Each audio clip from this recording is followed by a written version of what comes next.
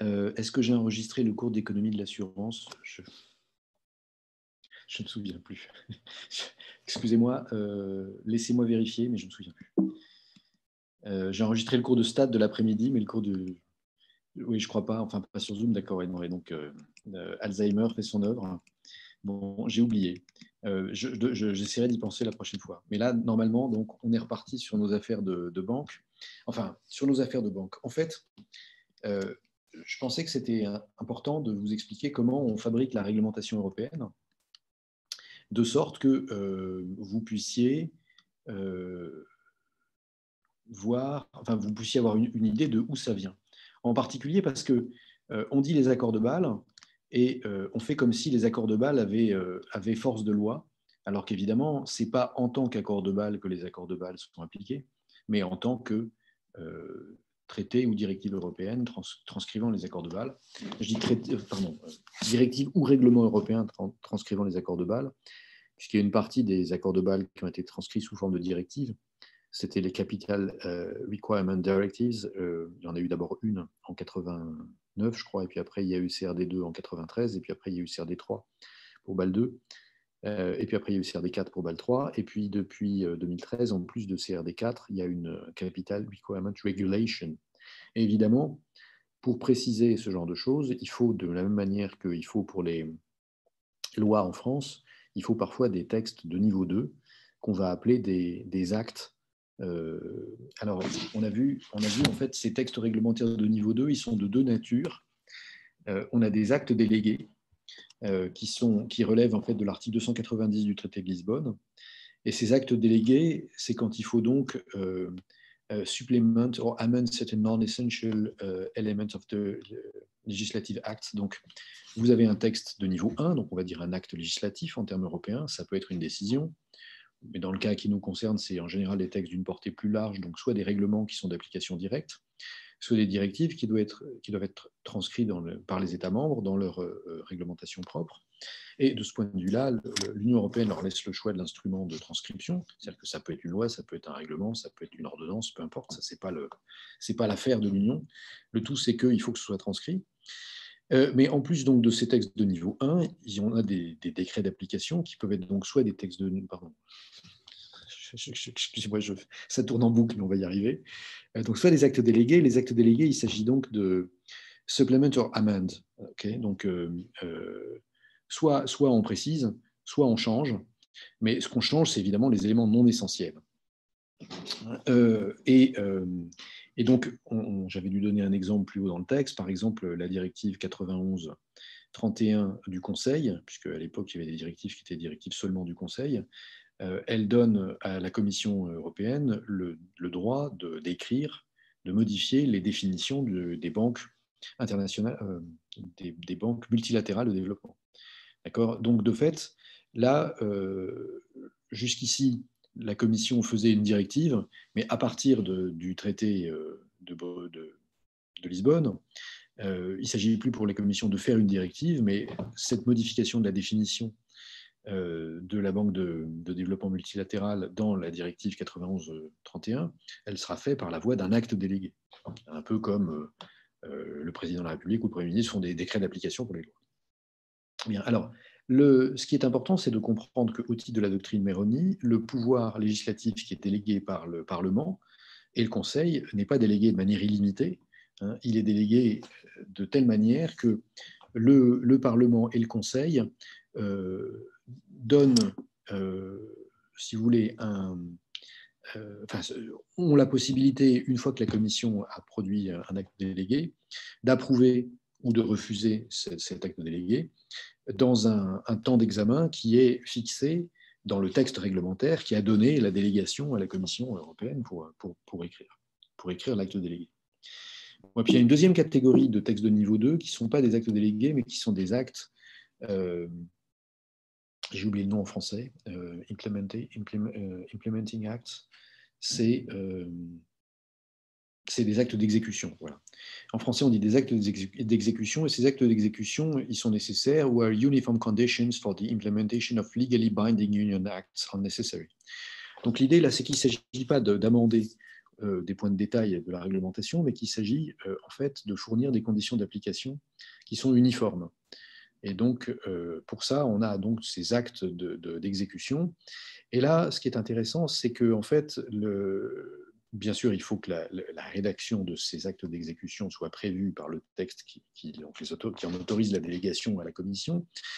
Mais cette fois-ci, le Parlement et le Conseil qui délèguent leur pouvoir législatif n'ont pas de droit de regard, si bien qu'il n'y a pas de délai pour approuver ces textes. Question, qu'est-ce qui se passe si la Commission, si la Commission outrepasse les pouvoirs qui lui ont été confiés par le Parlement et le Conseil? Eh bien, le Parlement et le Conseil ont la possibilité de saisir la Cour européenne de justice pour obtenir l'annulation de ces actes d'exécution. Jusqu'ici, ça ne s'est pas vu, hein, mais c'est une possibilité. On va voir dans le cas en fait, de textes qui sont pas exactement des actes délégués, mais qui ont le statut qui acquièrent le statut d'acte délégué par approbation de la Commission. On va voir que de fait, il y a des gouvernements européens qui ont attaqué la Commission, qui ont attaqué le Parlement, par exemple pour obtenir l'annulation. Non, pardon, ce n'était pas des actes délégués, c'était des actes de niveau 1. Donc ça pourrait exister, hein, mais dans ce cas-là, on n'a pas d'exemple où le Parlement, d'une part, ou le Conseil, d'autre part, aurait saisi la Cour de justice de l'Union européenne pour obtenir l'annulation d'un acte d'exécution qui aurait été écrit par la Commission européenne et dont l'autorité législative aurait pensé que ça aurait été en contravention à la délégation ou par abus de pouvoir confié par la délégation. Pour l'instant, ça n'existe pas. Bon, mais alors ce qui se passe, c'est que, en plus de ces actes de niveau 2, qui sont donc des actes délégués ou des actes d'exécution, en fait, depuis 2010, comme vous le savez, il y a des autorités européennes de surveillance qui ont été créées par une série de règlements européens.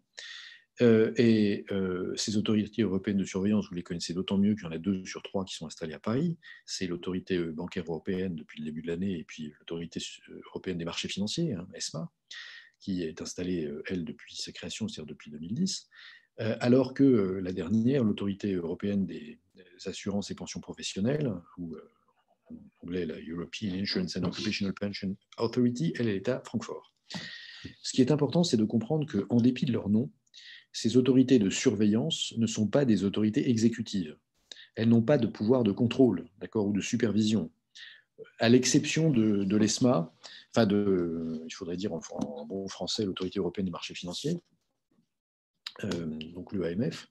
Donc l'EAMF, elle a un pouvoir de supervision, elle a un pouvoir de contrôle sur les agences de notation, d'accord. Mais sinon, vous allez voir que ces agences, elles jouent essentiellement un rôle législatif. Alors, elles n'ont pas de pouvoir législatif propre, puisque les seuls qui ont un pouvoir législatif, au terme de la séparation des pouvoirs, qui n'est pas complète dans l'Union, enfin bon, bref, c'est le Parlement et le Conseil. Les autorités, elles ont essentiellement un rôle on leur délègue de la rédaction de textes de niveau 2 ou de textes de niveau 3. D'accord? Pourquoi?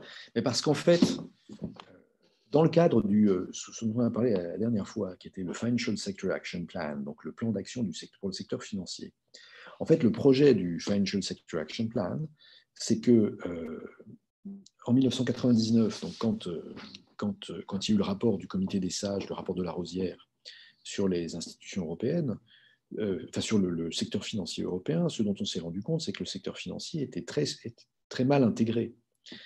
Il y a beaucoup de secteurs d'activité économique dans l'Union européenne qui avaient été intégrés depuis le début de l'Union. Bon, alors la sidérurgie, c'était évident, d'accord, puisque la première autorité européenne, c'est l'autorité européenne du charbon et de l'acier. De même, le secteur nucléaire, ça c'est vraiment au cœur de la construction européenne, puisque Euratom, c'est 1957. Donc de fait, les secteurs de l'énergie et de l'industrie lourde, ils ont été au cœur de la construction européenne, donc ils sont structurés, on a une politique européenne structurelle qui existe depuis 70 ans maintenant. Les autres secteurs d'activité, par exemple l'agriculture, il y a une politique agricole commune qui s'est développée à partir de la fin des années 50, qui est évidente à partir de 1962, qui a été l'essentiel du budget de l'Union entre 62 et 1980, 85 pratiquement, qui a été réformée en 92, mais ça fait 60 ans qu'il y a une politique agricole commune. Alors que du point de vue du secteur financier, même s'il y a des règlements et des directives européens dès les années 60, ce n'est pas le cœur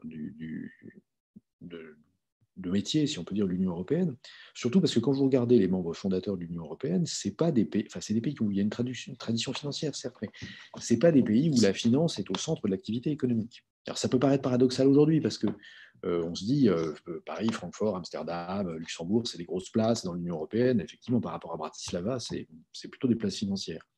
Mais en fait, il faut comprendre que De Gaulle disait, par exemple, la politique ne se fait pas à la corbeille. Il pensait à la bourse, et c'était pour dire, la bourse, c'est bien, mais c'est secondaire. Et puis, Luxembourg n'était pas à la place que vous connaissez, puisque Luxembourg, c'était essentiellement la sidérurgie. La décision des Luxembourgeois de construire un secteur financier, c'est une décision qui a été prise au début des années 80, justement parce que la sidérurgie allait mal, et parce que le Luxembourg risquait de se retrouver un pays essentiellement agricole. Et ils se sont dit, on va se développer dans le secteur financier. Et donc, de fait, l'Europe ne se percevait pas elle-même comme une puissance financière à une époque où la finance, ce n'était pas un souci pour beaucoup de monde. Et donc, du coup, le Financial Sector Action Plan de 1999, c'est, faut... en fait, on n'a pas du tout bossé sur l'harmonisation. Oui, OK, il y a des directives sur l'assurance, il y a des capitaux réglementaires après les accords de Bâle, mais on n'a pas de politique de développement du secteur financier comme on a eu une politique agricole ou comme on a eu une politique industrielle. Donc, il faut qu'on fasse quelque chose. Et pour faire quelque chose, comme il va falloir produire des textes, et comme il va falloir produire beaucoup de textes, il va falloir mettre tout le monde d'accord autour de plein de trucs de détails quand même, ben en fait, il faut se doter d'une capacité de production réglementaire. Et en fait, c'est ça l'enjeu de la construction des autorités européennes de surveillance. C'est pas du tout de faire des pseudo, c'est pas de faire une autorité de régulation des banques, de faire une autorité de surveillance des assurances à l'échelle de l'Union ou de faire une autorité de surveillance des marchés financiers. Non, c'est d'abord de se doter d'une capacité de production réglementaire. Et donc du coup, en fait, au moment où on crée les autorités de surveillance européennes, en fait, dans les traités de création dans les règlements qui créent les autorités, à chaque fois, il y a des articles qui expliquent quoi? Qui expliquent que, en fait, dans la continuité de l'article 290 du traité fondamental de l'Union européenne, enfin, ou du traité de Lisbonne, qui dispose donc que le Parlement européen peut déléguer à la Commission la rédaction d'actes délégués. De la même manière, en fait, la Commission peut déléguer à l'une des autorités de surveillance la rédaction de quoi? De trucs qui ne seront pas des actes délégués, mais qui seront des regulatory technical standards, donc on va appeler ça des normes techniques réglementaires. Et en fait, donc on construit un processus de délégation en cascade à deux niveaux, c'est-à-dire que le Parlement délègue à la Commission européenne la rédaction d'actes délégués. Et vous vous souvenez, il va y avoir la boucle de rétroaction, c'est-à-dire qu'à la fin, le Parlement va pouvoir approuver les autorités ou refuser les règlements, les actes délégués dont il aura confié la rédaction à la Commission. Et la Commission elle-même, elle va sous-déléguer la rédaction à, par exemple, l'autorité de surveillance européenne compétente. Et de la même manière que dans le texte de loi qui délègue le pouvoir du Parlement à la Commission, il y a les modalités selon lesquelles le Parlement pourra accepter ou refuser le texte produit par la Commission, et dans le texte par lequel la Commission sous-délègue aux autorités européennes, la Commission précise selon quelles modalités elle va accepter ou refuser les textes des règlements techniques, des règlements RTS, Regulatory Technical Standard, des normes techniques réglementaires. Normes techniques de réglementation, c'est comme ça qu'on dit. Bon, c'est-à-dire que concrètement, en général, ce qui se passe, c'est que la Commission sous-délègue, laisse, quand elle reçoit le texte de l'autorité européenne, elle a 6 semaines pour critiquer. Si au bout de 6 semaines, elle n'a pas critiqué, on considère que le texte est accepté, elle le fait suivre au Parlement européen, qui alors là a 3 mois pour le refuser. Et si le Parlement et le Conseil ne se sont pas prononcés au bout de 3 mois, le texte qui a été écrit comme un regulatory technical standard par l'autorité européenne est accepté avec la force d'un acte délégué, bien qu'il soit regulatory technical standard, ce qui veut dire qu'il est écrit par l'autorité de surveillance, mais de fait, comme il est accepté par le Parlement, il a la force d'un texte de niveau 2. Ouf. Et il y a exactement la même chose pour ce qui est de l'article 291, d'accord. Donc, l'article 291, on a dit qu'il donnait en fait au Parlement le pouvoir de déléguer la rédaction des actes d'exécution, avec cette fois-ci pas de pouvoir de contrôle de la part du Parlement ni du Conseil. Et bien de la même manière, en fait, la Commission peut déléguer aux autorités européennes de surveillance la rédaction de quoi? De normes techniques d'exécution qui ont exactement le même, qui ont pour but simplement de garantir des conditions d'application uniformes dans l'Union pour des textes de niveau 1. Et là aussi, de la même manière, il n'y a pas de possibilité pour la Commission européenne de donner son avis ou pas sur le texte qui aurait été produit par l'autorité de surveillance.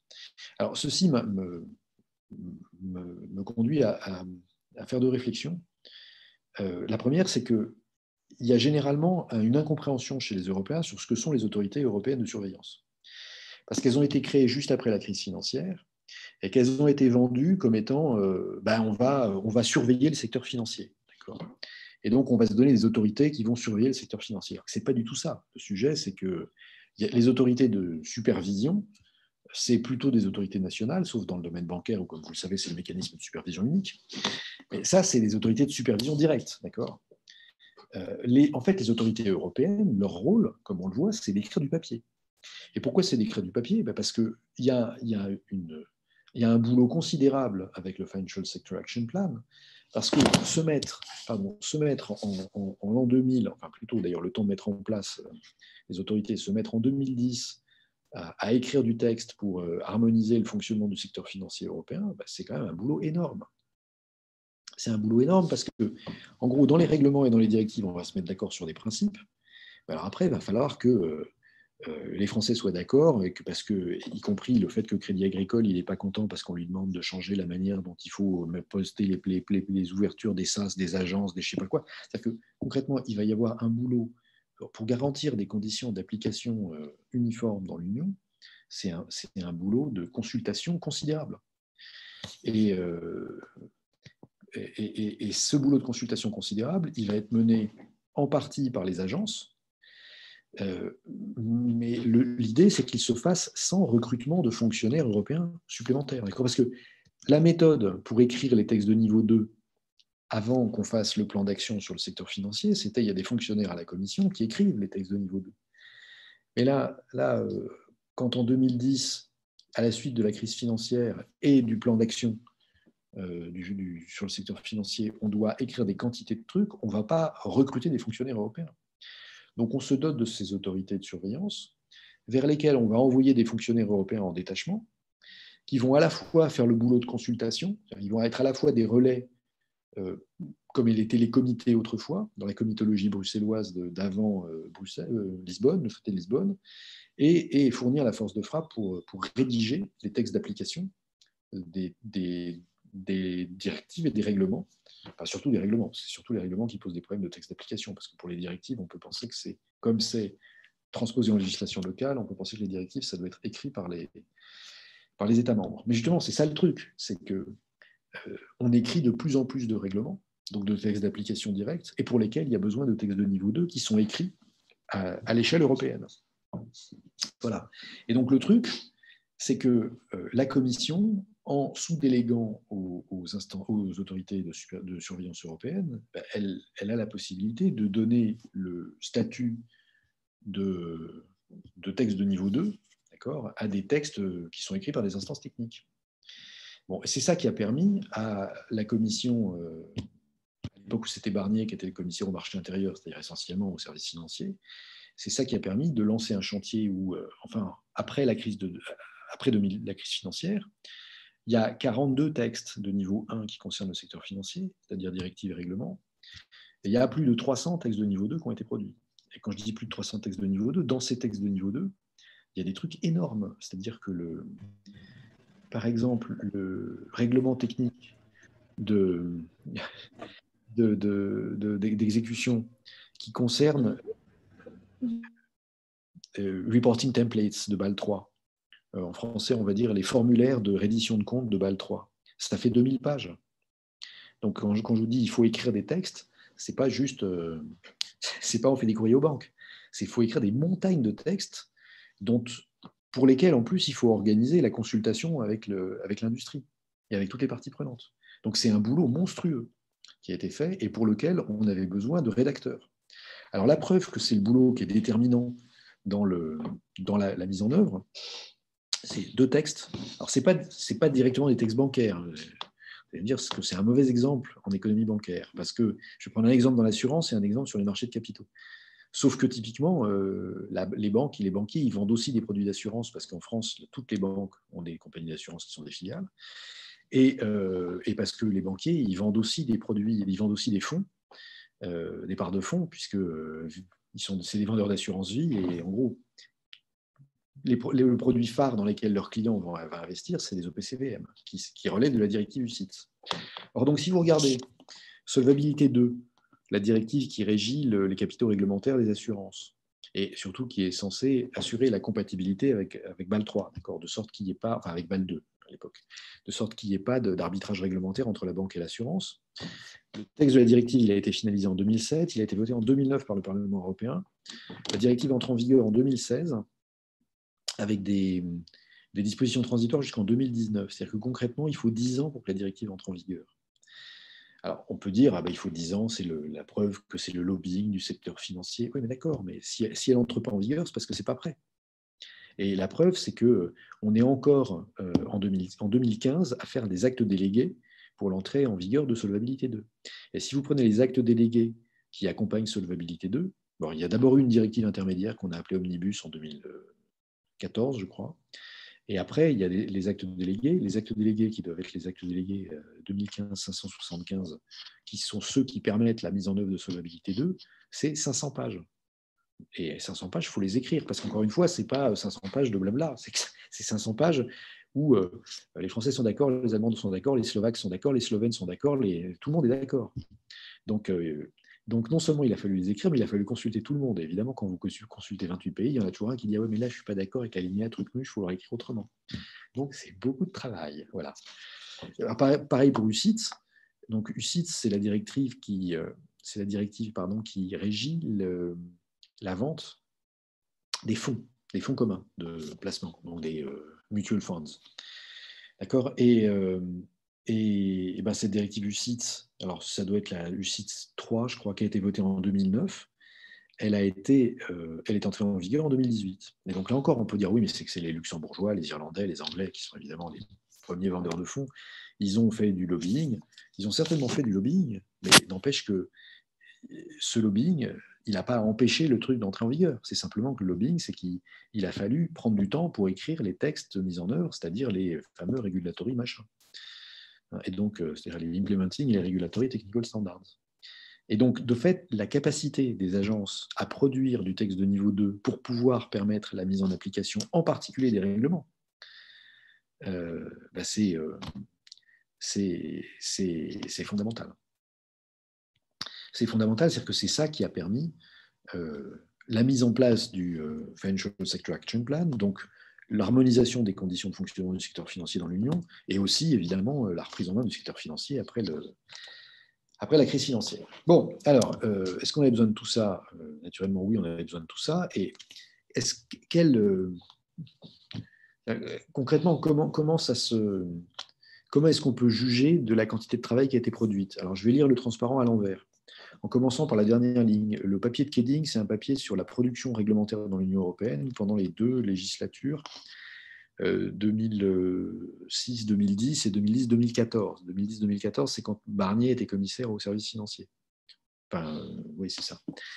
Et ce que Keding montre, c'est que donc, pendant ces 2 législatures, les textes secondaires, donc la Delegated Regulation, les Delegated Acts, sur le secteur financier, c'était 31% de la production de Delegated Acts. D'accord. Donc, un tiers de la production d'actes délégués, c'est pour le secteur financier. Bon, ce qui prouve qu'il y avait besoin d'un rattrapage parce que, de fait, on n'avait pas normé le secteur financier comme on avait normé l'industrie chimique, l'industrie agroalimentaire, la pêche, les métaux, enfin tout le bazar, d'accord, tout le reste des activités de l'Union européenne. Et on ne l'avait pas fait parce que, non, pas seulement parce que la finance, c'est, je ne sais pas quoi, c'est les Illuminati qui protègent la finance, mais surtout, je vous dis, parce que fondamentalement, on ne s'y est pas beaucoup intéressé avant. Bon, et que là, après la crise financière, il fallait faire quelque chose. Donc, du coup, c'est un tiers de la production réglementaire de l'Union. Et malgré cela, il n'y a que, ça ne compte que pour 1/6 des textes rejetés par le Parlement. Et quand je dis ça ne compte que pour 1/6, c'est qu'en fait, en tout, il y a eu 6 textes, non, pardon, il y a eu 8 textes qui ont été rejetés, 8 textes d'actes délégués qui ont été rejetés, un dans le secteur financier, sur 6 qui ont été rejetés par le banc, et 2 en plus qui ont été rejetés par le Conseil. Donc, alors que c'est 30% de la production réglementaire, de la production de normes de niveau 2, ça n'est que 13% des rejets. Bon, c'est significativement différent, mais en même temps, ce qu'on voit quand même, c'est que le rejet d'un texte de niveau 2 par l'autorité législative, que ce soit le Parlement ou le Conseil, c'est quand même rarissime. Ça veut simplement dire que la concertation n'a pas été bien faite en amont, hein, puisque vous vous souvenez, dans l'Union européenne, il y a ce rôle de la comitologie où on fait des comités pour s'assurer que le texte convient à tout le monde. Dans le domaine financier, le seul texte qui a été refusé par le Parlement, c'était en fait le Regulatory Technical Standard, donc la norme technique réglementaire, la norme technique de réglementation, qui permettait l'application de la directive PRIPS, donc la directive en fait sur la vente de produits financiers standardisés, essentiellement ce qu'on vend dans le cadre des contrats d'assurance vie.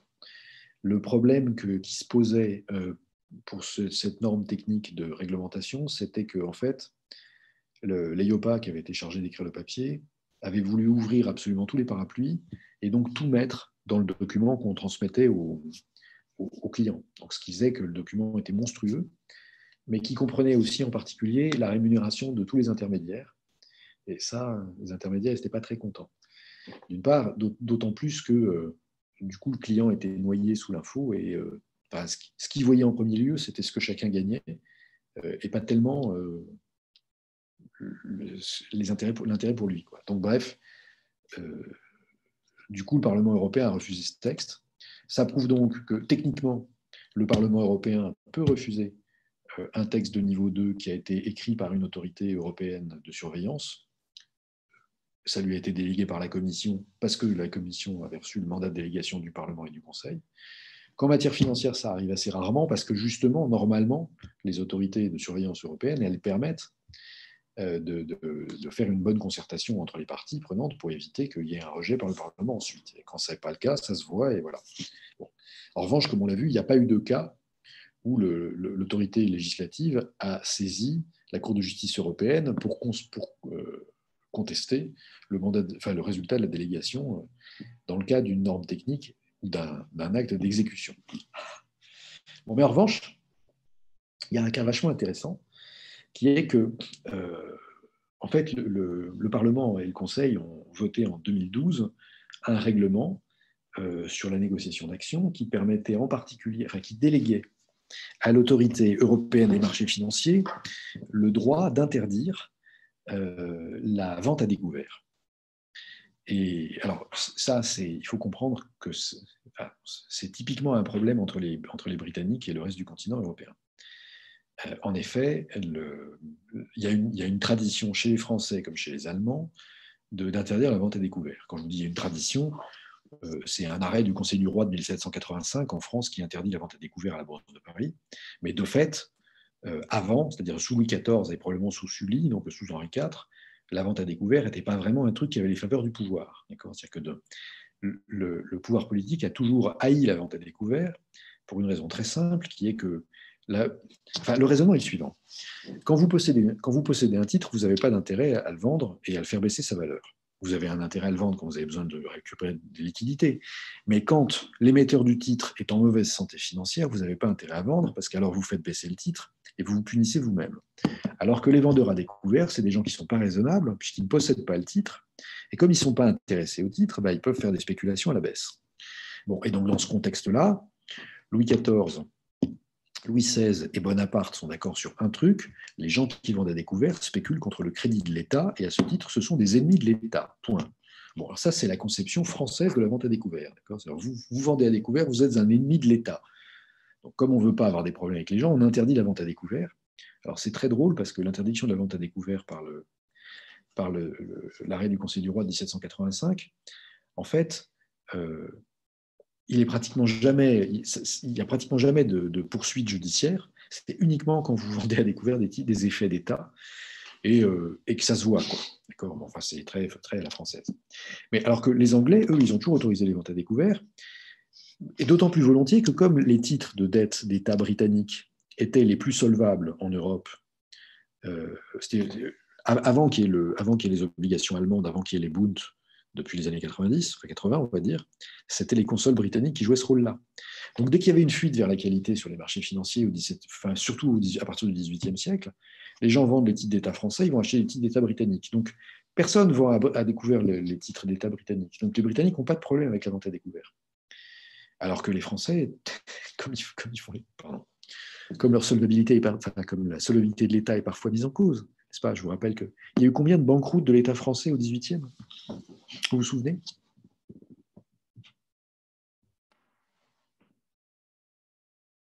La banqueroute de Las en 1721-23, il y a eu la banqueroute de Terray en 1770 et il y a eu la banqueroute des Deux Tiers en 1792-93.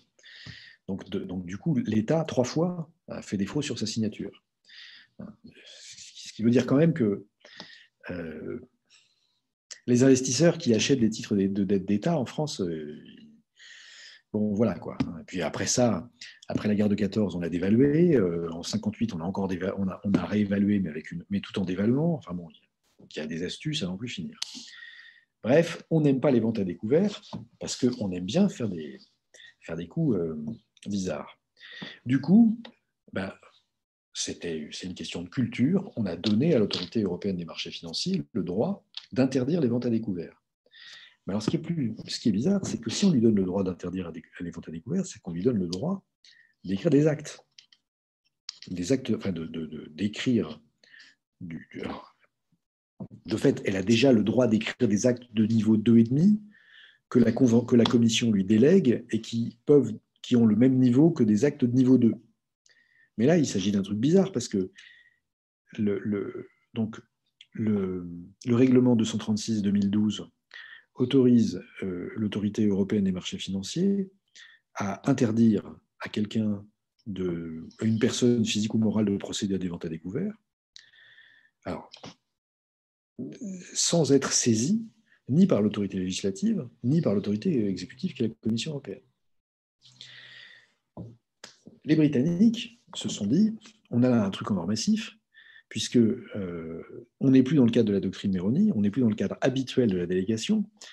En gros, c'est pas possible qu'une agence européenne se mette à écrire du texte réglementaire avec un caractère exécutif, alors que c'est pas dans le traité.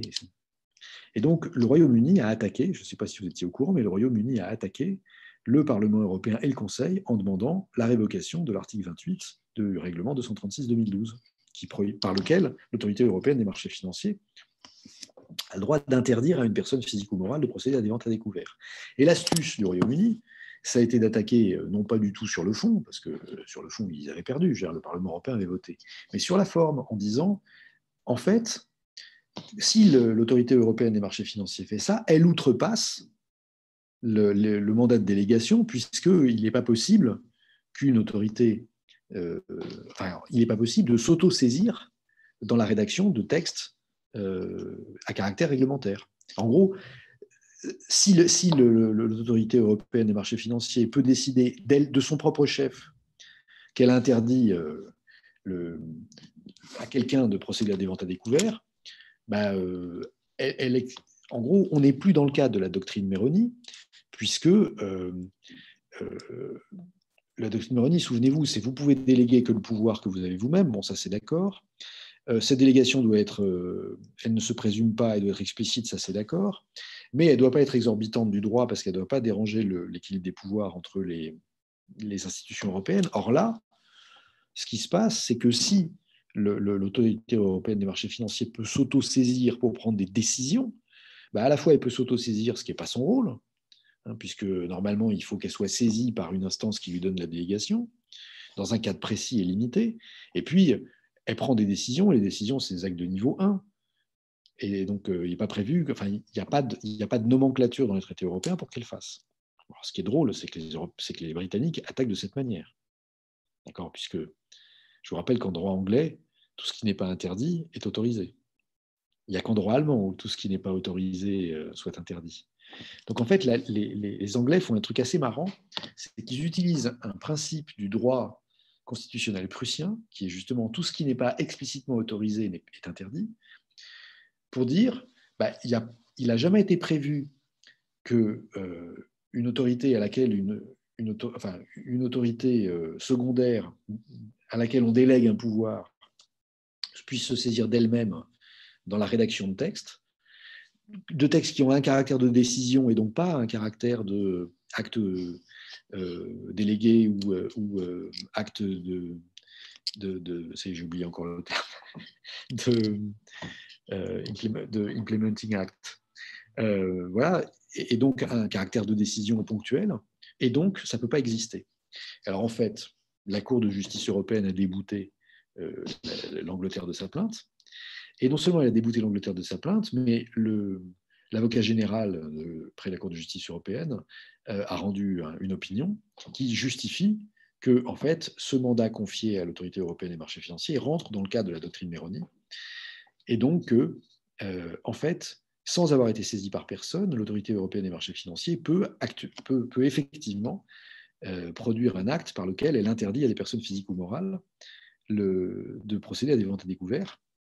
Sauf que pour que cette décision de l'autorité européenne des marchés financiers prenne force de loi, il faut qu'elle soit promulguée par la Commission européenne, puisque c'est en vertu de la transmission par la Commission européenne au Parlement européen que les normes rédigées par les autorités européennes deviennent des textes de niveau 2 ou acquièrent le statut de texte réglementaire. Et donc, il faut une promulgation par l'autorité, par la Commission. Donc, il y a encore un cas qu'on peut imaginer, mais qu'on n'a pas vu, qui serait le cas où une autorité européenne produit un texte que la Commission refuse de promulguer, où en gros, un délégataire, quelqu'un à qui a été délégué une autorité produit un texte que la Commission refuse de ratifier. Ça, on n'a pas vu. Mais vous verrez peut-être ça de votre vivant. Ce sera intéressant parce que ça signifiera une évolution des institutions européennes. Bon, alors, tout ça a été très long, j'en conviens, d'accord. Mais convenez, qu'en général, en France, les gens ne savent pas comment fonctionne la réglementation européenne. Le fait que les gens ne sachent pas comment fonctionne la réglementation européenne fait que c'est toujours pareil. Les choses qu'on ne connaît pas, on a l'impression que ça ne marche pas, que ça tombe du ciel, que je ne sais pas quoi. Une fois que vous avez compris pourquoi c'est aussi compliqué, et dans le cas du secteur financier, c'est compliqué pour deux raisons. D'abord parce qu'on ne s'en est jamais occupé avant la fin des années 90. C'est-à-dire concrètement, on s'est mis à se dire qu'il allait falloir harmoniser le fonctionnement du secteur financier dans les différents pays de l'Union 50 ans pour la finance, 50 ans après l'avoir fait pour l'industrie et pour l'agriculture. Donc on est parti très tard, donc il y avait un gros travail. Et donc ce gros travail d'écriture de la réglementation, c'était aussi un travail pour lequel il fallait consulter, et c'est quand même un travail assez technique. Et donc de fait, il a fallu créer des instances spéciales pour ça. Alors avec le malentendu qui était qu'on pensait que tout le monde, quand il entend autorité européenne de surveillance, il a l'impression que c'est des superviseurs, que ce n'est pas du tout des superviseurs, c'est des juristes qui écrivent des textes d'application, et qui, pour pouvoir écrire des textes d'application, doivent organiser des consultations, parce que sinon le Parlement européen ou la Commission les envoie promener. Voilà, donc maintenant vous savez comment ça marche. Maintenant vous connaissez les arcanes de la rédaction de textes à Bruxelles, et vous savez qui écrit la loi dans l'Union européenne. Voilà. Alors, juste un détail quand même. Souvenez-vous que avant 79, le Parlement européen n'a aucun pouvoir. Il est complètement consultatif et il n'est pas élu. D'accord ? C'est-à-dire qu'on désigne à l'intérieur des parlements nationaux qui va aller se promener à Bruxelles et à Strasbourg. Depuis 79, le Parlement est élu, ce qui a conduit à lui déléguer du pouvoir législatif. Et maintenant, ce qu'on appelle la procédure législative ordinaire de l'Union européenne, c'est une procédure de codécision où en fait le même texte de règlement, de directive ou de décision proposé par la Commission doit être adopté à la fois et dans les mêmes termes par le Parlement et par la Commission et par le Conseil des ministres. C'est-à-dire donc que techniquement, quand même, les textes européens, en termes de construction de consensus politique, c'est quand même un truc vachement sophistiqué, parce qu'il faut mettre d'accord la majorité des députés européens, l'unanimité des gouvernements, parce qu'en général, c'est l'unanimité au Conseil, et en plus, vous avez des instances derrière qui vont ramer pour consulter, quand il va s'agir d'écrire les décrets d'application, pour consulter des comités qui vont représenter à la fois les ministres et le secteur d'activité. Bon, donc voilà. Donc de fait, le fonctionnement de la démocratie européenne, c'est un truc absolument fascinant de complexité, mais d'efficacité aussi. Et donc quand on dit ouais, Bruxelles, Bruxelles par-ci, Bruxelles par-là, Bruxelles, c'est d'abord une connaissance extraordinaire des sujets. D'accord. Et quand je dis une connaissance extraordinaire des sujets, ça veut dire que concrètement, les débats au Parlement européen, c'est rarement des trucs à la noix comme les débats à la Chambre des députés en France, où on a le parti du gouvernement qui, comme un seul homme, va voter un truc, et l'opposition qui va dire n'importe quoi, juste pour prendre une posture, d'accord. En général, le processus législatif européen, c'est un truc alors, ça s'appelait la procédure de codécision, maintenant ça s'appelle la procédure législative ordinaire, mais c'est un truc où vous associez dans la construction du texte réglementaire un nombre de parties prenantes qui est dingue. Donc ça, c'est la procédure complète. D'accord. La procédure complète, c'est quoi? C'est que normalement, c'est la commission qui a l'initiative, c'est donc la commission qui fait les propositions. Avant de pouvoir proposer un texte au Parlement, ce texte, en fait, on consulte les parlements nationaux des États membres et on consulte aussi un certain nombre d'autorités morales qui sont des autorités consultatives. Et donc, c'est uniquement après consultation de tout ce petit monde qu'on transmet le texte au Parlement pour une première lecture, puis au Conseil pour une première lecture. Si le Parlement et le Conseil adoptent le texte dans les mêmes termes, c'est plié, le texte est adopté. Si ce n'est pas le cas, alors ça devient tout de suite un peu plus compliqué. Bon, ce qu'on dit d'ordinaire, c'est qu'il y a ce qu'on appelle un trilogue, c'est-à-dire qu'il y a une réunion de la Commission, du Conseil et puis d'un groupe désigné par le Parlement pour essayer de se mettre d'accord sur un texte de compromis. Mais en fait, ce trilogue, que d'autres appellent une procédure de conciliation, toute la question, c'est à quel moment est-ce qu'on va le faire intervenir. Parce que, en gros, si ça bloque, c'est-à-dire que si le Parlement vote des amendements et que le Conseil n'accepte pas les amendements, ou si le Parlement vote un texte mais que le Conseil n'en veut pas et veut changer le texte. Le problème, ça va être d'organiser la négociation entre tout ce petit monde, d'accord? C'est-à-dire le Conseil qui représente les gouvernements et le Parlement qui représente les citoyens élus directement, qui élisent directement le Parlement. Il y a quand même il y a presque 1200 élus au Parlement européen. Donc vous ne faites pas discuter 1200 élus avec 27 ministres, d'accord, avec les 20 membres de la Commission, ce n'est pas possible. Donc techniquement, organiser la concertation dans ces cas-là, ce n'est pas extrêmement simple, mais n'empêche que ça marche. Et quand je dis que ce n'est pas extrêmement simple, c'est-à-dire qu'il n'y a pas de fonctionnement. En France, la procédure législative, ce qu'on appelle la navette parlementaire, c'est très simple. Il y a une première lecture au Parlement. Ensuite, il y a une lecture au Sénat. Les sénateurs peuvent faire ce qu'ils veulent, parce que de toute façon, c'est le Parlement qui décide en dernière instance. Il n'y a pas besoin que le texte soit adopté dans les mêmes termes par les deux assemblées. Alors que dans l'Union européenne, il y a besoin non seulement que le texte soit adopté dans les mêmes termes par les deux assemblées, mais que ce soit le texte proposé par la Commission. C'est-à-dire que si les parlementaires et le Conseil se mettent d'accord sur des amendements, mais que la Commission n'est pas d'accord, le texte n'est pas adopté. Bon, et bien malgré tout, donc pour le secteur financier, on a adopté 42 textes et plus de 300 textes de législation secondaire depuis la crise financière. Donc c'est dire quand même que on a mis tout ce petit monde d'accord, c'est pas mal. Bon, alors ça, c'était pour d'où viennent les lois européennes. Mais comme vous le savez, on a parlé des accords de Bâle, par exemple. Il n'y a pas que des textes européens. Bien sûr, les accords de Bâle, c'est la transcription dans la législation européenne. Donc, il y a des textes européens qui codent les accords de Bâle. Je vous l'ai dit, c'est Capital Requirement Directive 1, 2, 3, 4 et Capital Requirement Regulation. Mais concrètement, comment ça marche? En général, il y a une organisation sectorielle. Et une organisation sectorielle, alors si on prend le secteur bancaire, concrètement, à l'échelle mondiale, il y a la BCBS, donc le groupe de Bâle pour le contrôle bancaire. Alors maintenant, on ne dit plus tellement contrôle, on dit supervision, d'accord? On dit Basel Committee on Banking Supervision. Mais quand j'étais petit, moi, on ne disait pas supervision, on disait contrôle. Seulement, le problème, c'est que contrôle, ça n'a pas le même sens en français et en anglais. En anglais, contrôle, ça veut dire celui qui contrôle, c'est celui qui fait le boulot, d'accord. En anglais, quand vous dites birth control, c'est que vous avez la possibilité de décider d'enfanter ou pas. D'accord. Alors qu'en France, quand on dit le contrôle, c'est le contrôle des billets dans le métro. C'est pas vous qui conduisez le métro, c'est pas vous qui payez ou pas le billet, c'est juste que vous faites un trou dans le billet. Donc, de fait, on a pris. Ce qui est très drôle, c'est qu'on a pris le terme anglais supervision, alors qu'en français, supervision, ça veut dire ce que signifie overwatch en anglais. Et Overwatch, c'est encore autre chose. Puisque justement, Overwatch, c'est ce que l'EIOPA a fait avec les autorités de supervision. Bon, mais j'arrête de jouer sur les mots.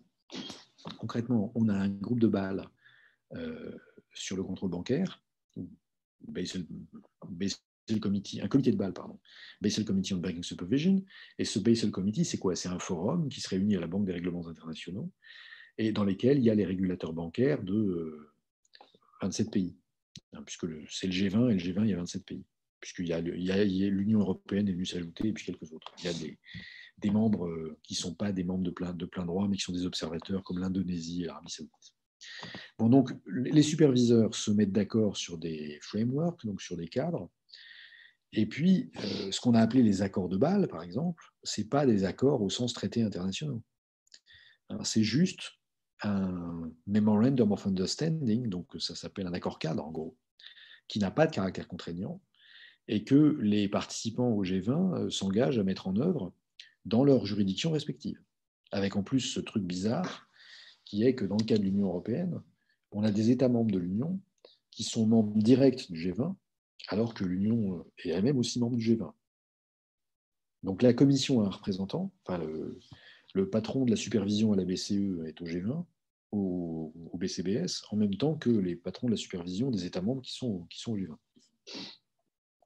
Bien, bon, donc, alors, une fois qu'on a adopté un texte en Basel Committee on Banking Supervision, il faut donc le transcrire en législation nationale.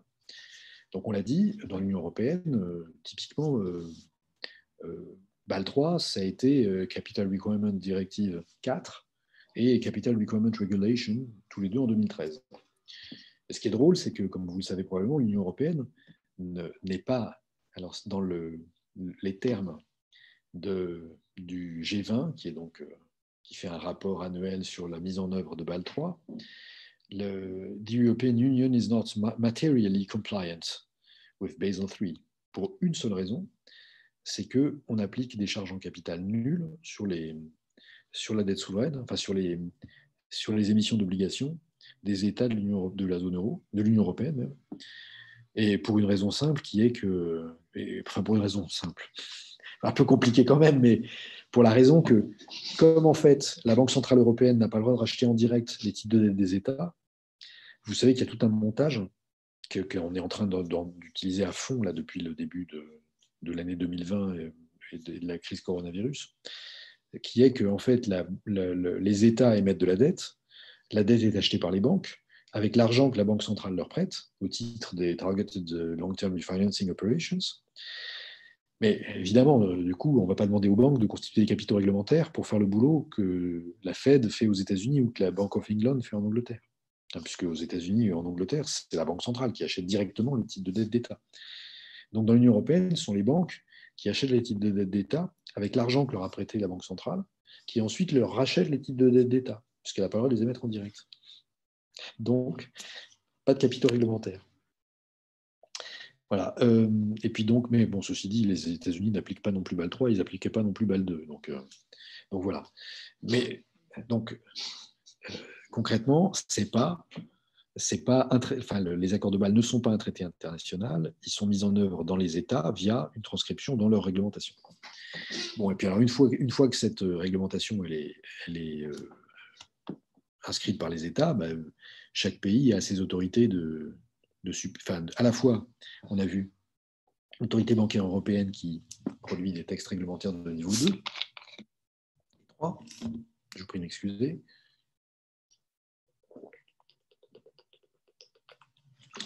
Et des autorités de supervision et de contrôle, qui dans le cas de l'Union européenne depuis 2014, s'appelle le Single Supervision Mechanism, ou mécanisme de supervision unique.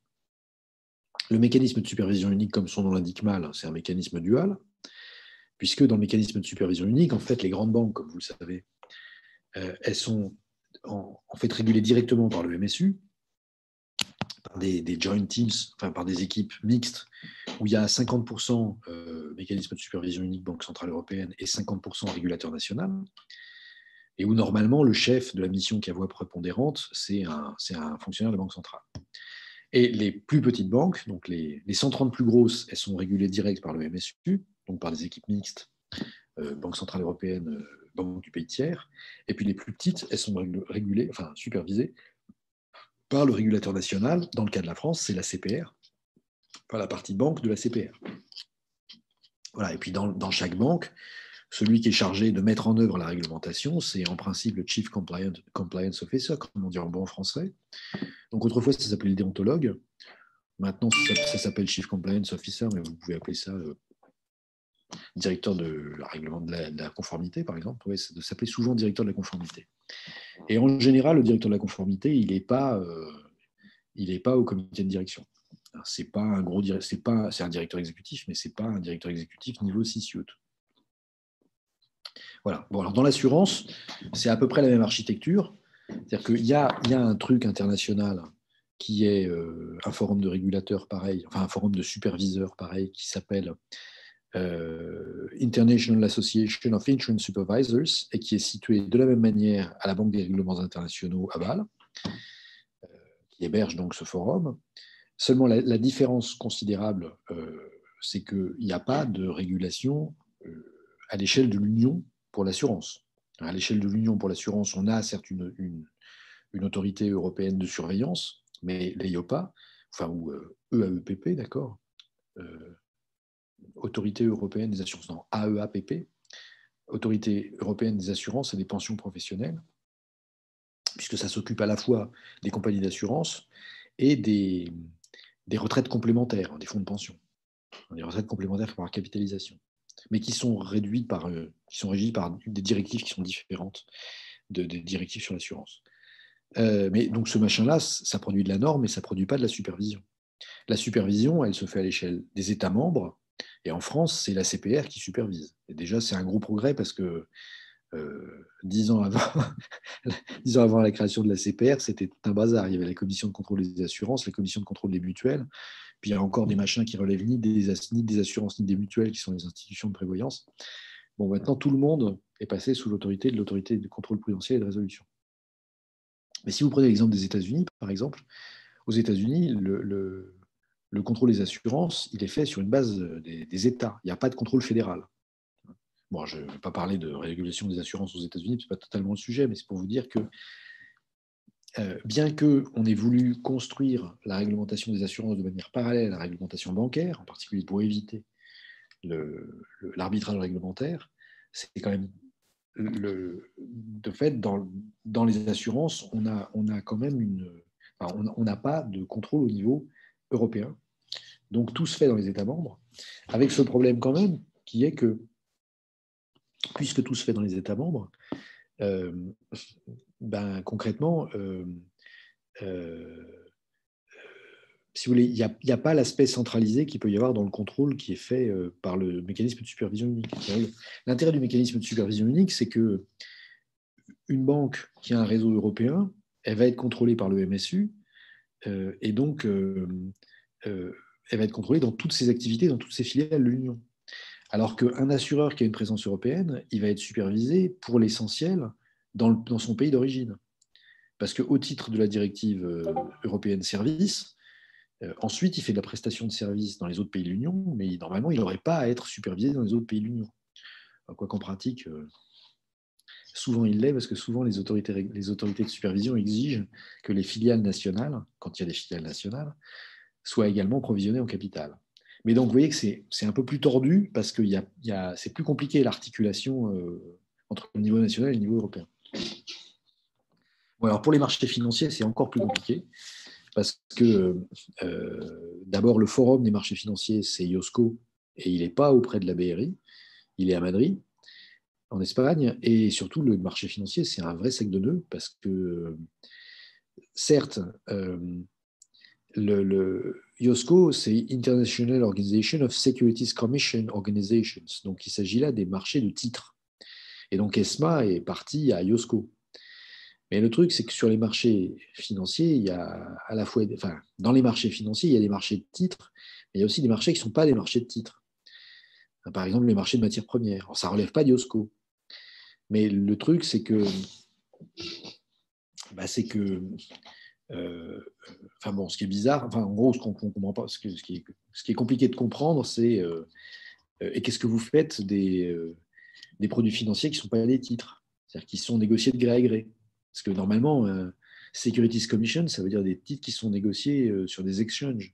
Sauf que la SEC américaine, elle a aussi autorité sur les négociations de gré à gré. Puisque ce qui définit un contrat d'investissement aux États-Unis, ce n'est pas le fait qu'il y ait un titre coté, c'est la nature du contrat. Alors que dans l'Union européenne, ce qui va définir la compétence de l'AMF, c'est qu'il y a un titre qui est émis dans le public. Mais donc, si c'est un contrat de droit privé, ça ne relève plus de ça. Autrement dit, le private equity, il ne relève pas du domaine de l'AMF, alors qu'il relève du domaine de la SEC. Bon, bref, donc chacun fait comme il peut. Et puis, alors, il reste un domaine compliqué qui est celui des normes comptables. Pourquoi c'est un domaine compliqué? Parce qu'en fait, vous le savez probablement, il y a plusieurs normes comptables. J'entends par il y a plusieurs normes comptables, en fait, une boîte qui est cotée, une entreprise européenne qui est cotée à la fois en France et enfin en Europe, on va dire, et aux États-Unis. Si elle a son siège social en France, elle va rendre ses comptes. Mais c'est le cas d'une banque française, par exemple. Elle va rendre ses comptes auprès de l'administration fiscale française, parce qu'elle est quand même censée payer des impôts en France. Donc les comptes qu'elle rend auprès de l'administration française, elle les rend en French GAAP. J'entends par GAAP, GAAP, c'est-à-dire Generally Accepted Accounting Practices, donc en gros les normes comptables françaises. Bon, ensuite, comme elle va être cotée et qu'elle va avoir une certaine taille, il faut qu'elle soit au standard IFRS, International Financial Reporting Standards. Bon, mais en fait, elle a une troisième comptabilité, qui est sa comptabilité prudentielle, parce que de fait, elle comptabilise ses capitaux propres selon une métrique qui est la métrique prudentielle, qui est celle des directives et règlements européens qui transcrivent BAL 3, ou 3,5, puisqu'on a un paquet réglementaire qui arrive en décembre 2017 et qui fait Capital Requirement Regulation 2. Donc, de fait, vous avez 3 systèmes comptables. Voilà. Donc, ce qu'on appelle les normes comptables, là-dedans, c'est évidemment pas les normes comptables de l'administration fiscale française, c'est évidemment pas les normes comptables prudentielles, c'est les normes comptables intermédiaires, qui sont donc les normes comptables pour présentation des résultats comptables au marché financier. Et donc, c'est ça que sont les IFRS. Alors, il faut en parler 2 secondes quand même de ces IFRS, parce que autant BAL, vous voyez après comment ça marche, bon, je ne vais pas entrer dans le détail, on s'en fout, enfin, on en a déjà parlé, autant les normes comptables, ça, vous ne voyez pas forcément comment ça marche. Et alors, donc, en fait, où est-ce que j'ai mis ça? Attendez. Oui, voilà. En gros, ce qui s'est passé, c'est qu'en 2005, depuis 2005, on a une directive européenne qui dit en gros que c'est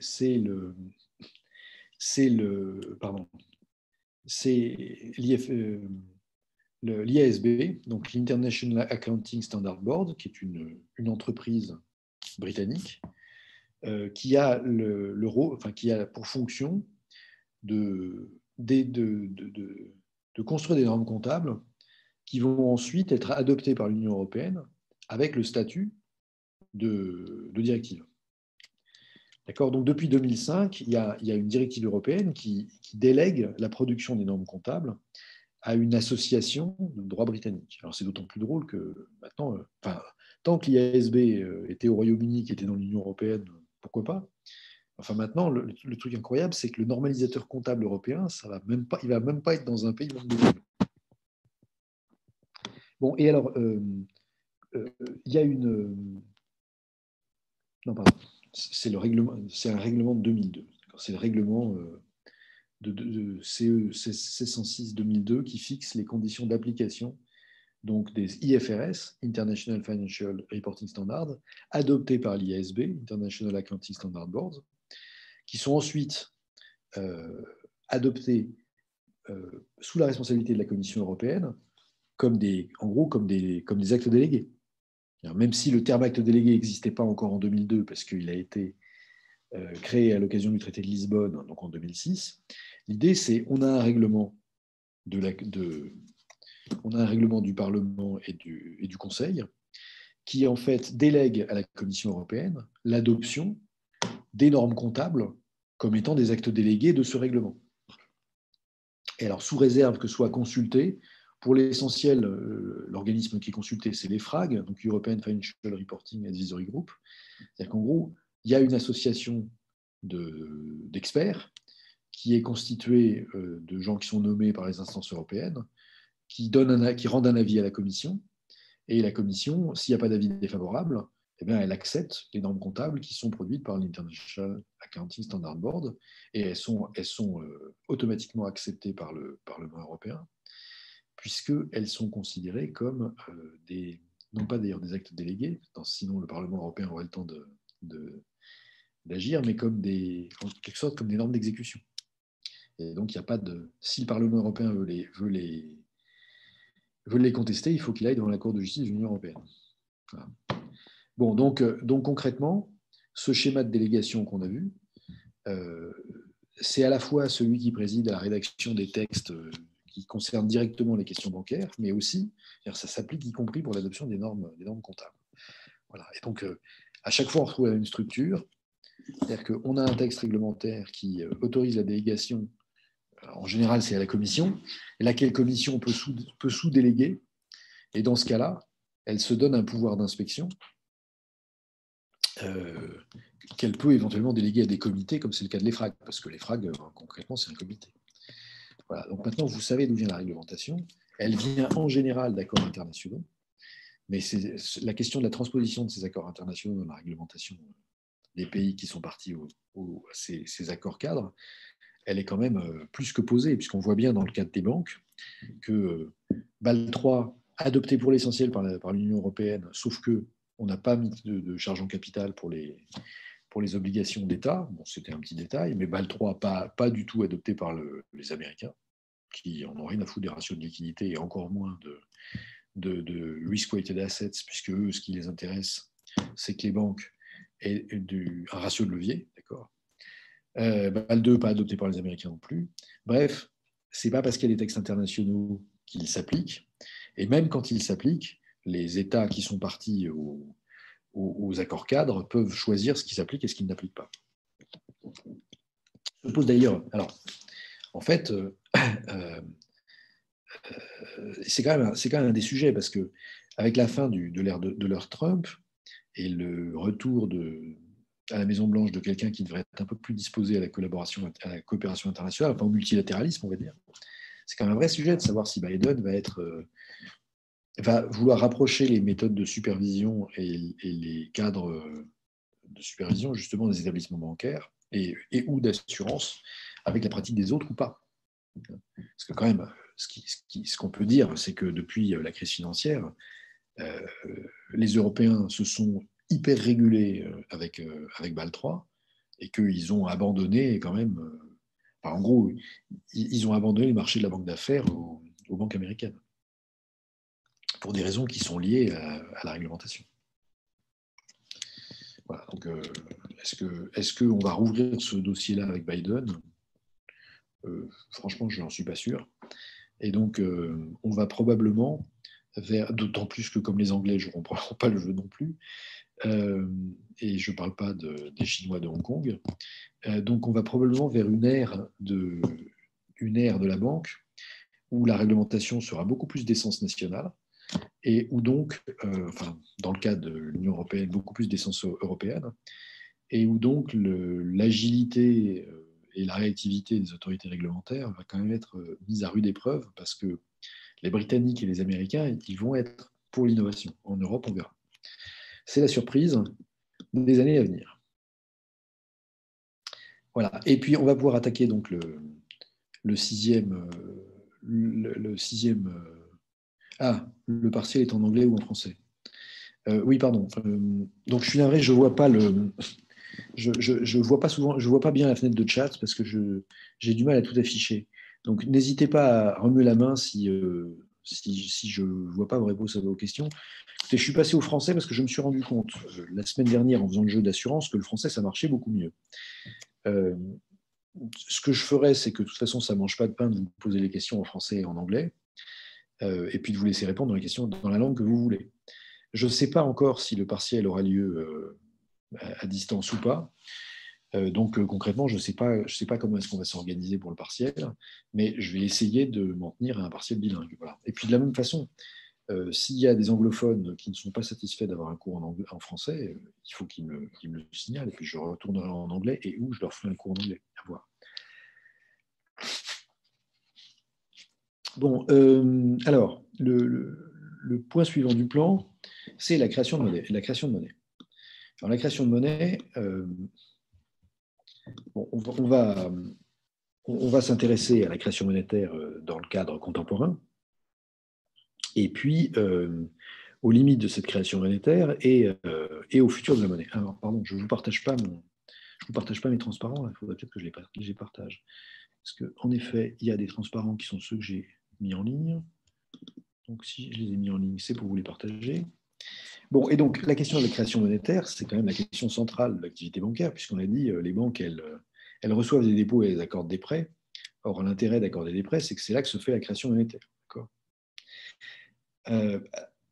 Bon, je voudrais quand même passer 2 secondes sur les théories de la monnaie, parce que, en fait, je me suis rendu compte en regardant les transparents de l'ENA de l'an dernier, que j'ai repris pour cette année, pour l'essentiel. En fait, l'ENA, elle adhère à la théorie dite de la monnaie marchandise, qui est la théorie typique des économistes. Et alors, avant de vous montrer le transparent de l'ENA, je vais revenir là-dessus. En gros, maintenant, actuellement, il y a 2 théories de la monnaie. D'accord. Il y a la théorie des économistes, qu'on va appeler la théorie de la monnaie marchandise, Commodity Theory of Money. Donc, c'est la théorie qu'on trouve chez Adam Smith et chez plein d'autres, qui consiste à dire, en gros, ben voilà, les gens, ils font du troc, et puis un jour, ils se rendent compte que c'est pratique d'avoir un intermédiaire dans les échanges, parce que vous n'avez pas toujours vous connaissez le truc au début de la théorie de la richesse des nations, là où il est avec ses cerfs, et puis enfin, il y en a un qui chasse des castors, il y en a un autre qui chasse des cerfs, et puis ils échangent des cerfs contre des castors. Le problème, c'est que si vous n'avez pas de cerfs ou pas de castors à échanger, vous ne pouvez pas faire l'échange. Et donc, vous aimeriez, l'idéal, ce serait quand même qu'il y en ait un qui a chassé les castors un jour, et puis l'autre, il a chassé les cerfs le lendemain.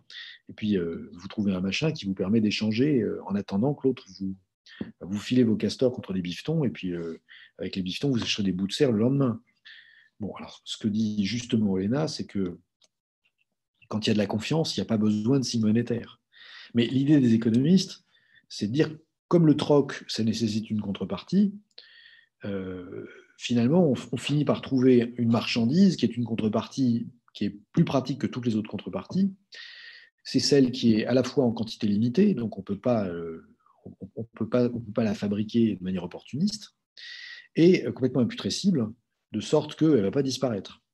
Bon, et donc, c'est une théorie de la monnaie marchandise, puisque ça consiste à dire, en gros, il y a toujours eu une économie de troc, et dans cette économie de troc, on finit par isoler une marchandise particulière, et cette marchandise particulière, c'est elle qui va jouer le rôle de monnaie. Bon, et cette théorie, donc concrètement, la monnaie est le produit des relations économiques. Cette théorie de la monnaie marchandise, elle est en fait contestée, alors à l'origine par un mec qui s'appelait Georg Friedrich Knapp, qui était un économiste allemand typique de l'école historique allemande. Et puis maintenant, en fait, c'est plutôt la théorie des gens qui n'aiment pas les économistes. Et alors, cette théorie alternative, elle s'appelle la théorie chartaliste. Pourquoi elle s'appelle la théorie chartaliste, ce qui a priori veut rien dire? C'est en fait parce que le Georg Friedrich Knapp, il a dit que la monnaie, à l'origine, c'était non pas une marchandise, mais une carta en latin. Enfin, il disait carta, mais il écrivait charta, d'accord? Alors évidemment, charta en français, ça a donné charte. Et donc, on voit tout de suite un document. Lui, dans son idée, c'est carta au sens de document symbolique, d'accord? Et la monnaie, c'est un document symbolique de quoi? C'est un document symbolique que les autorités remettent à leurs administrés en échange d'un service que les administrés consentent aux autorités et qui appelle un jour une réciproque. Donc concrètement, pour l'école chartaliste, la monnaie, c'est la dette.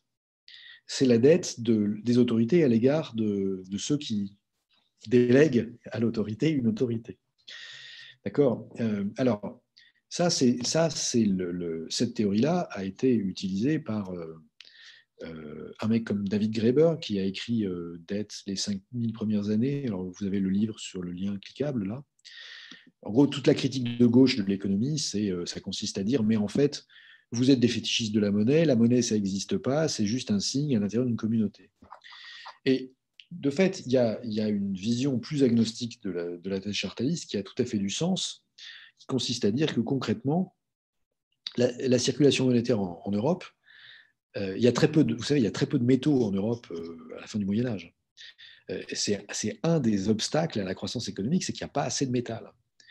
Et donc, comme il n'y a pas assez de métal, qu'est-ce qu'on fait? On fait circuler le métal en s'endettant et en faisant circuler les promesses de dette. Et donc, de fait, c'est certain que la dette. Alors, il y avait eu l'autre lien, là, quand je vous dis, il y a une approche agnostique, donc moins. Il y a une approche de la théorie chartaliste qui consiste à constater que dans l'histoire de la monnaie, il y a un moment où la dette des États, en particulier des cités-États, est l'occasion d'une circulation monétaire et ça permet en particulier aux cités italiennes qui n'ont pas assez d'espèces métalliques, d'accord, d'avoir une circulation monétaire où les gens s'échangent des titres d'État et c'est ça qui leur permet d'avoir une activité économique soutenue. Bon, enfin, ce n'est pas à des économistes financiers que je vais expliquer que c'est important d'avoir une circulation monétaire pour avoir une économie dynamique. Mais donc, de fait, comme les cités-États italiennes l'ont compris très tôt, et quand je vous dis très tôt, c'est dès le XIIe siècle, dès le XIIe siècle, on a de la monnaie de nature complètement chartaliste qui circule, et parce que les États ont compris qu'il fallait qu'ils s'endettent à la fois pour faire des projets qui étaient bénéfiques pour la communauté, mais aussi pour permettre une circulation des titres de dette qui étaient de la quasi-monnaie et qui stimulait par ailleurs l'activité économique. Bon, c'est exactement le même phénomène que ce qu'on voit aujourd'hui avec le fait que les États émettent de la dette qui est rachetée par la BCE pour permettre à la fois aux États de continuer à dépenser et de soutenir les revenus des personnes physiques et morales dans les économies éprouvées par la pandémie et de fournir une circulation qui va éviter que l'économie ne grippe. Bon. Donc, de fait, la théorie chartaliste, elle n'est pas absurde, mais le fait que les monnaies soient souvent des signes émis par les autorités, ça ne veut pas dire que tout est politique et qu'on peut faire n'importe quoi. C'est la réponse qu'il faut avoir aux grébériens qui vont vous dire ben ouais, mais puisque c'est émis par la puissance publique, elle fait ce qu'elle veut avec la monnaie. Ben, elle fait ce qu'elle veut, mais si elle fait n'importe quoi, ça ne marche pas. Voilà. Bon, ça, vous le saviez déjà, mais ça va mieux en le disant. Bon, donc du coup, certes, la monnaie, elle prend la forme, en général, d'une marchandise commode. Donc il y a un fond de vérité dans la théorie de la monnaie marchandise. Mais elle se. Comment dire le choix de la marchandise, qui se trouve avoir un cours plus ou moins. Il est quand même assez lié aux actions de l'autorité politique, laquelle peut parfois forcer le cours de trucs qui n'ont aucune valeur, justement parce qu'il faut qu'il y ait de la circulation monétaire pour pas que l'économie s'effondre. Bon. Alors, une fois qu'on a dit ça, les fonctions de la monnaie, vous savez ce que c'est un moyen d'échange, c'est une unité de compte et c'est une réserve de valeur, avec comme éternel problème que je ne sais pas ce que ça veut dire en fait. C'est-à-dire que quand vous cherchez à établir la vérité, enfin, ou le fait que quelque chose est une monnaie en regardant la satisfaction des fonctions de la monnaie, ça ne va pas de soi. L'exemple typique, c'est si vous soumettez le Bitcoin à cette définition, vous n'allez pas y arriver, parce que concrètement, le Bitcoin n'est pas un moyen d'échange, n'est encore moins une unité de compte. Personne ne compte en Bitcoin, enfin, sauf les grands malades, mais je n'ai jamais rencontré qui que ce soit qui compte ses coûts de production et donc qui émettent des factures en Bitcoin. Tout simplement parce que le Bitcoin est par essence fluctuant par rapport aux monnaies dans lesquelles on a son activité économique. Et est-ce que c'est une réserve de valeur? C'est une réserve de valeur, mais dont la valeur change. Donc, c'est une réserve de valeur changeante. Donc, vous voyez qu'il y a un problème avec ça. Mais ce qui fait qu'il y a plein de gens qui disent c'est pas une monnaie. Mais après, vous avez des bitcoiners fous qui vont vous dire mais si, moi j'ai acheté des fleurs en bitcoin et moi je mis toutes mes économies en bitcoin et moi je fais mes comptes en bitcoin.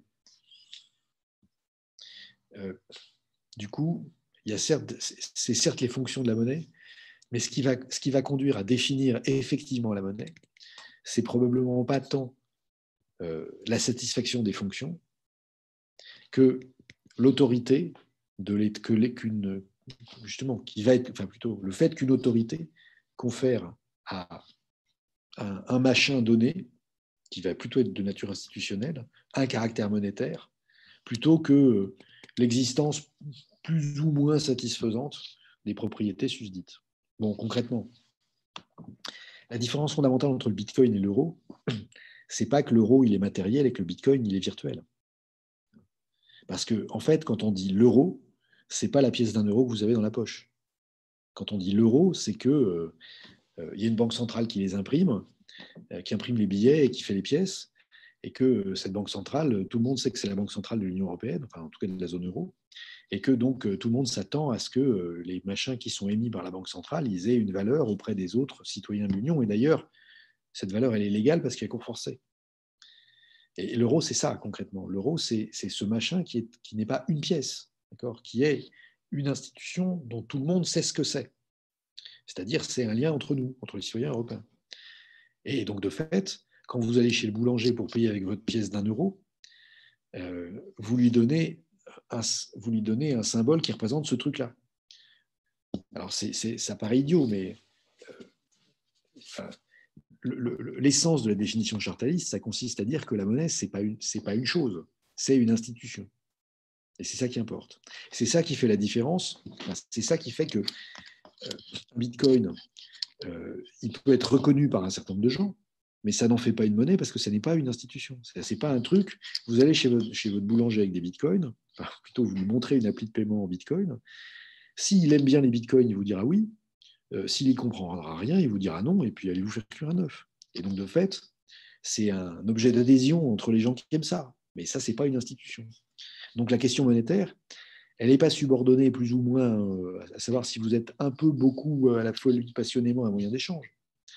Elle est que concrètement, il y a un truc qui se trouve être reconnu dans une communauté, alors en général parce qu'il y a une autorité qui lui donne un certain rôle, et ce truc-là a des propriétés qui sont celles-ci.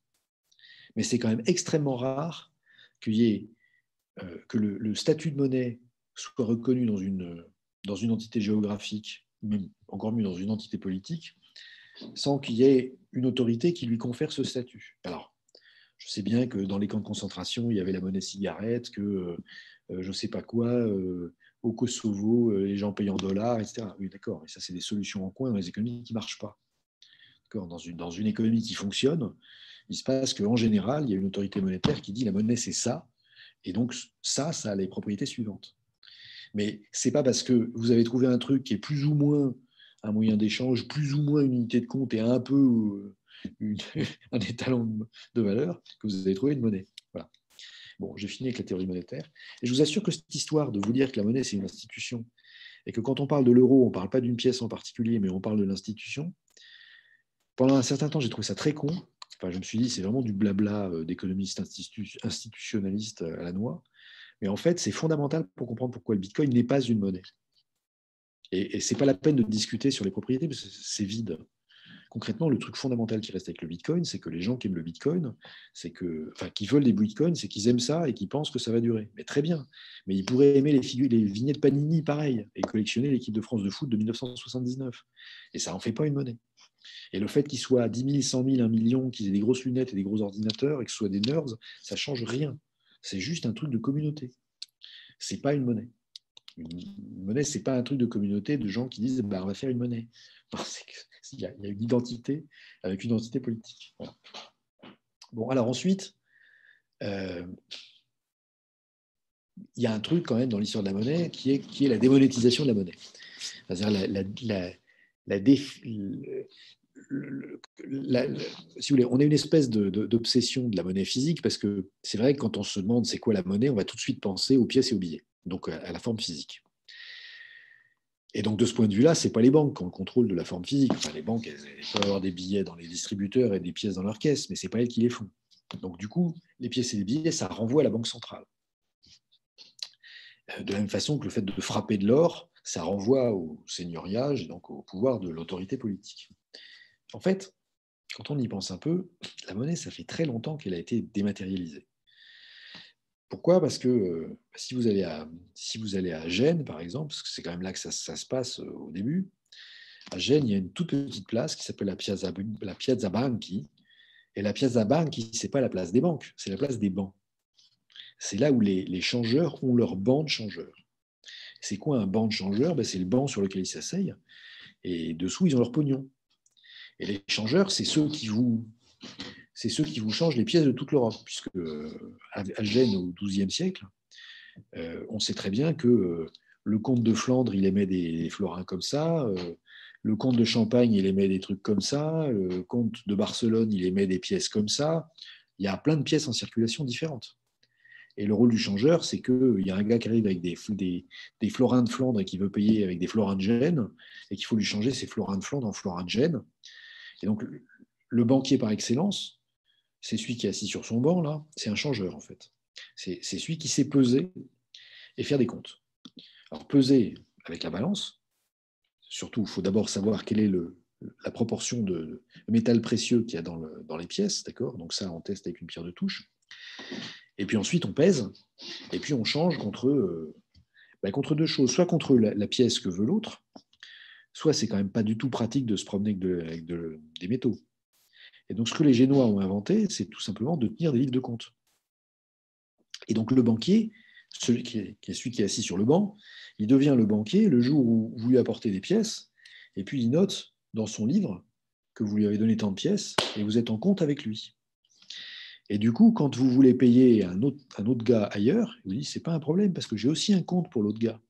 Et hop, il fait passer l'argent de votre compte sur son compte, ou de votre compte sur le compte de l'autre. Et ça se joue donc dès le XIIe siècle à Gênes. Donc, dès le XIIe siècle à Gênes, il y a de la circulation monétaire qui est dématérialisée, et d'autant plus que justement l'État génois, alors l'État génois, c'est un sacré sac de nœuds, parce que vous comprenez bien qu'il n'y a pas un truc comme l'État à Gênes. Il y a une série d'autorités, il y a le truc des marchands, hein. Mais en fait, fondamentalement, ce qui est l'État, c'est que la communauté des marchands génois, ils décident de faire des actions collectives, et qui sont financés, donc soit d'aller taper sur la tête des voisins, soit de construire des nouvelles fortifications pour le port, c'est quand même essentiellement pour ça qu'on dépense. Et pour ça, il faut une caisse commune qui vont, en fait, cette caisse commune, elle va émettre un emprunt, et donc, puisqu'elle émet un emprunt, elle va payer des coupons. Enfin, en gros, elle va émettre des obligations, elle va payer des coupons.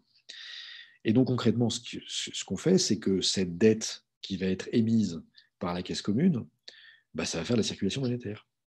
À tel point d'ailleurs que même les coupons vont faire de la circulation monétaire. Et donc, les Génois font la différence entre les lires qui sont émises par la Caisse des emprunts et les coupons qui vont appeler les lires de Pag. Les lires de Pag, qui sont en fait les lires des coupons, qui, eux, doivent être escomptés jusqu'au moment du détachement du coupon et qui deviennent physiques au moment où on paye le coupon.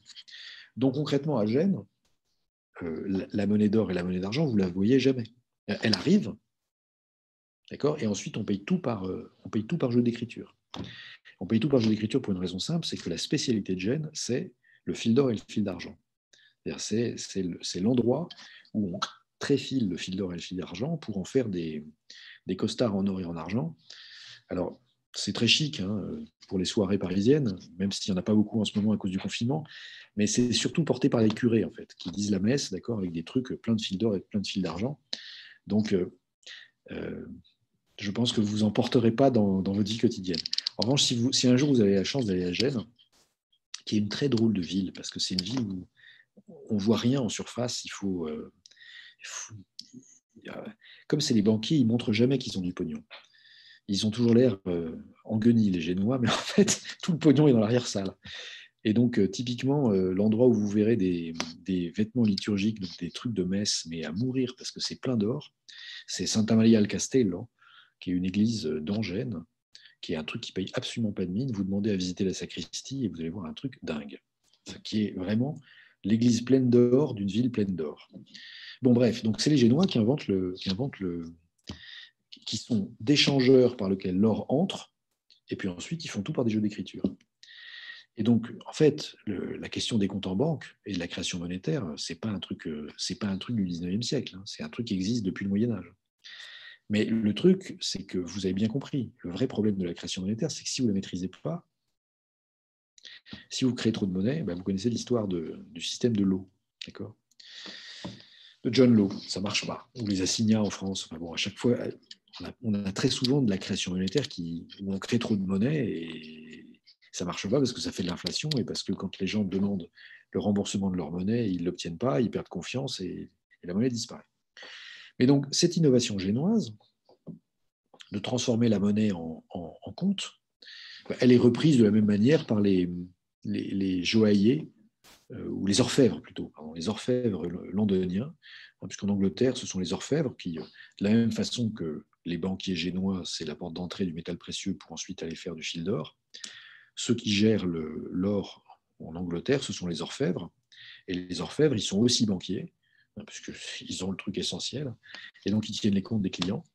Et du coup, si vous voulez éviter de vous trimballer avec des pièces d'or, ben vous ouvrez un compte chez un orfèvre à Londres, et puis c'est l'orfèvre qui vous fait des virements avec les autres orfèvres. Et d'ailleurs, l'orfèvre, il émet aussi des billets au sens... vous savez, autrefois, ce qu'on appelait un billet, c'est un petit mot. D'accord ? Je te fais passer un billet, ça veut dire je t'écris un mot. Bon. Et donc, le billet, souvent, il portait... Alors, le billet, c'était un bon pour une certaine quantité d'or à retirer auprès de l'orfèvre Trucmuche. Et puis, soit il était au nom de celui pour qui il avait été émis, mais ce n'était pas très pratique parce qu'il y avait que celui-là qui pouvait le retirer. Soit on le mettait au porteur, ce qui vous permettait, quand vous aviez 10 livres à payer, de 10 livres, je vous rappelle que c'est 10 livres d'argent. Hein. Donc 10 livres d'argent, il y en a quand même pour 4,5 kg. Ça ne se trimballe pas comme ça. Donc, quand vous avez un billet au porteur, eh ben, vous devez payer John Smith 10 livres d'argent. Vous lui passez le billet. S'il accepte le billet, il a ses 10 livres et il peut retourner chez l'orfèvre et se faire livrer ses 10 livres en argent, en or, en bronze, en billon, en ce qu'il veut. Voilà. Donc, de fait, alors en Angleterre, ça ne s'appelait pas encore des bills, puisque les bills, c'est plutôt les projets de loi. Ça s'appelle des promissory notes. Et de fait, il y a un Promissory Note Act de 1704 qui régente en Angleterre l'émission des billets par les orfèvres. C'est donc vous dire que la question de l'émission monétaire privée, elle existe depuis fort longtemps. Elle existe à Gênes et elle existe à Londres et en fait, elle existe partout. Et donc, l'idée qu'il n'y aurait que les banques centrales qui émettent de la monnaie, etc., mais c'est juste ne pas avoir compris comment ça marchait dans l'histoire. Non. Donc, on a de l'émission privée de monnaie depuis très longtemps. Et comme vous le savez, l'émission privée de monnaie, elle triomphe aux États-Unis sous l'époque du Free Banking Era, entre 1836 et 1863, puisque c'est une époque où il n'y a pas de banque centrale du tout. Et donc, toutes les banques de second rang émettent des billets. Bon, alors ça n'a pas très bien marché. C'est un peu le contre-exemple, le Free Banking Era. Quoique, il y a des économistes, je ne sais pas comment est-ce qu'il faut dire, anarcho-capitalistes ou ultralibéraux ou anarcho-libéraux, qui trouvent que c'était génial. Il y a quand même comme petit problème que dans cette époque du free banking, comme il n'y a pas de monnaie commune, et comme chaque banque peut émettre des billets, quand on vous propose des billets d'une banque, vous ne savez même pas si la banque dont on vous propose les billets existe. Du coup, c'est un métier de faire du commerce de billets. Ça s'appelle être banquier en français. Mais le problème, c'est que s'il n'y a pas d'autorité qui certifie les émissions des banques, et du coup, ça oblige chacun à être banquier. Alors, vous, ça ne vous dérange pas, parce que vous voulez en général être banquières et banquiers. Mais il y a des gens qui s'en dispenseraient. Voilà, donc du coup, les banques centrales ont parfois repris la main parce qu'il y a parfois un intérêt à construire de la confiance ou des économies d'échelle, enfin des économies cognitives à n'avoir qu'une seule monnaie en circulation. Bon, mais l'idée qu'il y ait autant de monnaie que de banques, c'est pas nouveau.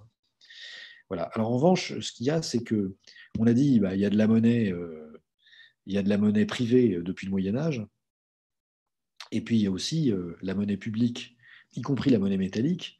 Quand on regarde dans le long terme son, son évolution, ce qu'on voit quand même, c'est que toutes les monnaies métalliques se dévaluent méchamment. Alors ça, c'est un graphique qui représente le poids d'argent total dans 10 devises européennes entre la fin du Moyen-Âge et puis le milieu du 19e siècle. Et ce qu'on voit, c'est qu'il y a un mouvement général de dévaluation des monnaies métalliques. Et donc le fait d'avoir une monnaie métallique, ça ne garantit pas du tout la valeur de cette monnaie. Alors pourquoi il y a ça? Parce qu'évidemment, il y a la tentation de tous les gouvernements de dépenser plus. Et pour dépenser plus, il suffit de dire que ce qu'on a, ça vaut plus que ce que ça valait avant qu'on ait pris le décret. Voilà. Donc, de fait, à partir du moment où le métal n'est garant de rien du tout, finalement, la monnaie privée fiduciaire qu'on a évoquée, est-ce que ce n'est pas la bonne solution? Ou est-ce que ce n'est pas la solution incontournable? Bon, comment ça marche? Vous le savez comme moi, ça marche que, concrètement, la banque crée de la monnaie en octroyant des prêts. Puisque si on prend une situation où on a une banque dans laquelle il y a Jojo qui a déposé 100, d'accord, et puis du coup on a accordé 100 de prêt avec ça.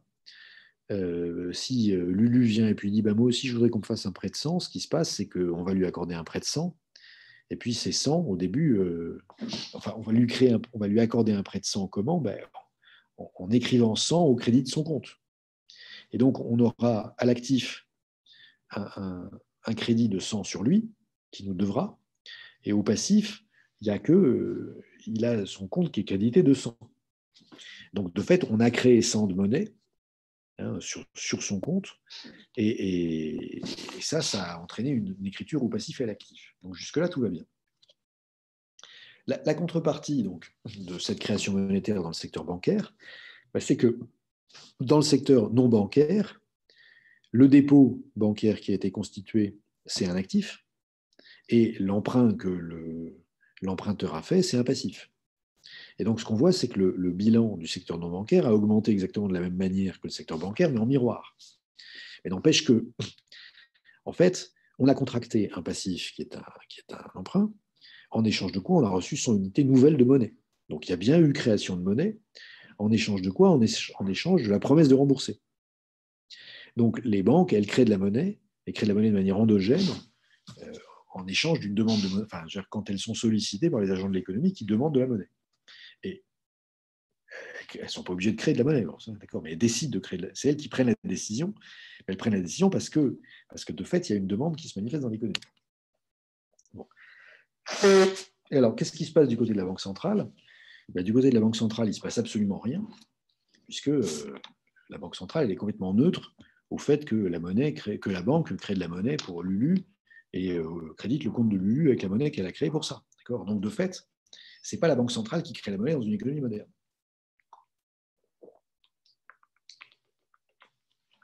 Et donc, on n'a pas changé par rapport à Gênes au XIIe ou au XIVe siècle. Ça continue d'être les banquiers. Alors, dans le cas de Gênes, ceux qui créent la monnaie, c'était plutôt donc la caisse d'amortissement de la dette. D'accord. Mais voilà. Donc dans une économie comme on la connaît, en fait, les banques ne sont pas des intermédiaires. Elles n'intermédient pas la création de monnaie en empruntant le montant des dépôts pour le prêter ensuite. De fait, elles créent les dépôts, et c'est comme ça qu'elles créent de la monnaie. Et donc, inversement, quand on les rembourse, on détruit la monnaie qu'elles avaient créée. Alors, l'un des corollaires de ça, c'est que les banques n'ont pas besoin que les gens épargnent pour accorder des crédits. Et donc, en cela, l'épargne n'augmente pas la base sur laquelle les banques peuvent prêter. Si vous épargnez, ça ne va pas permettre aux banques de prêter plus.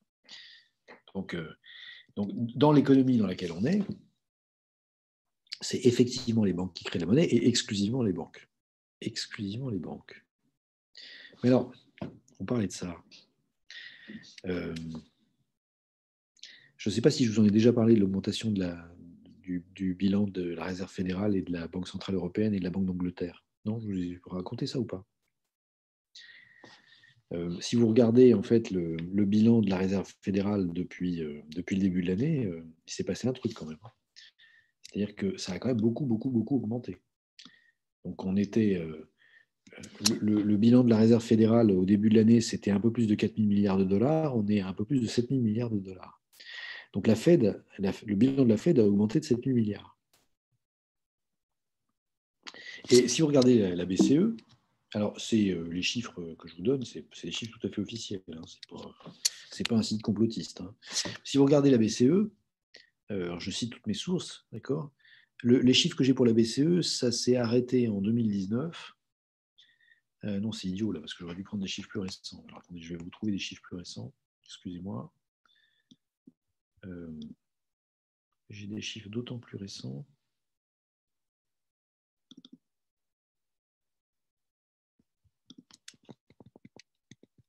Qui sont détaillés. Voilà. Je peux vous prendre ça pour la BCE.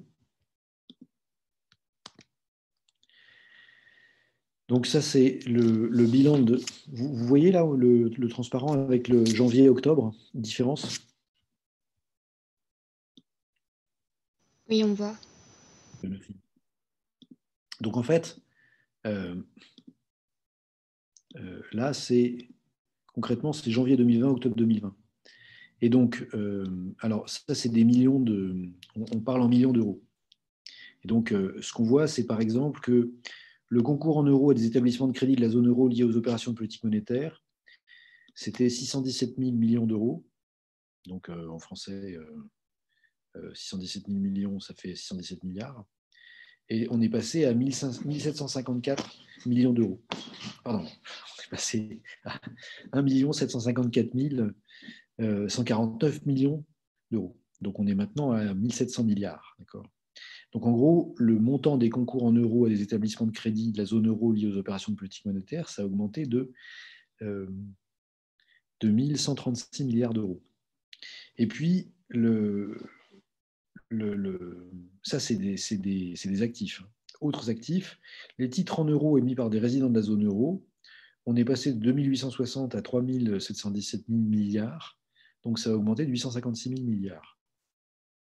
Pardon. De 856 milliards, ça suffira peut-être.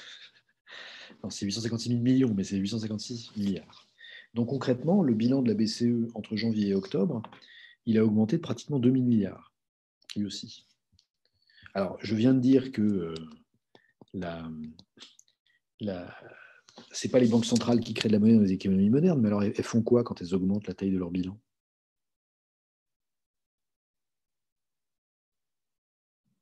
Et c'est une question qui se pose vraiment maintenant, parce que, bon, comme l'ordre de grandeur, c'est 2 000 milliards en Europe et 3 000 milliards aux États-Unis, il faudrait quand même savoir ce qu'ils ont foutu avec tout ce pognon.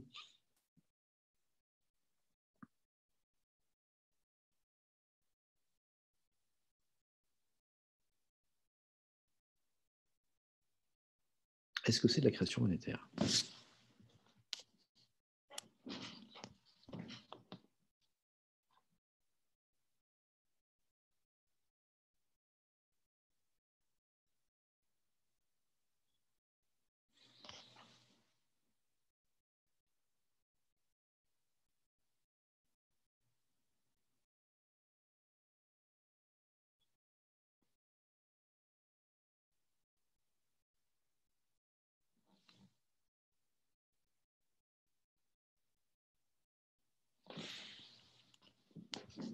Bon, alors dans le cas de l'Union européenne, non.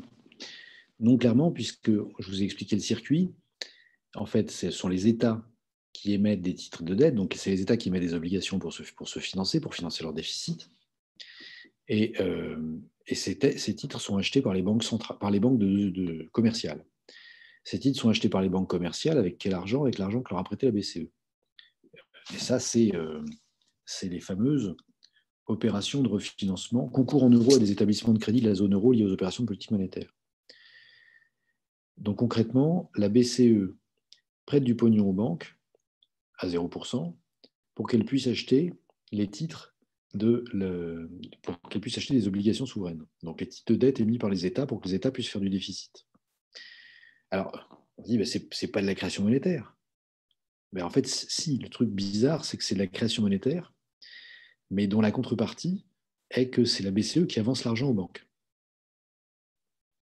Mais alors, le truc qui est encore plus bizarre, donc les banques, elles, de fait, quand elles achètent les titres de dette de l'État, des titres de dette souveraine, elles créent de la monnaie pour faire ça, quoi. Parce que la monnaie, elle n'existe nulle part. Sauf que la BCE leur a donné quoi? Alors, la BCE leur a donné des euros. Sauf que les euros que leur a donné la BCE, ce n'est pas de la monnaie, c'est de la base monétaire. C'est-à-dire concrètement, comment est-ce que la BCE leur donne de la monnaie?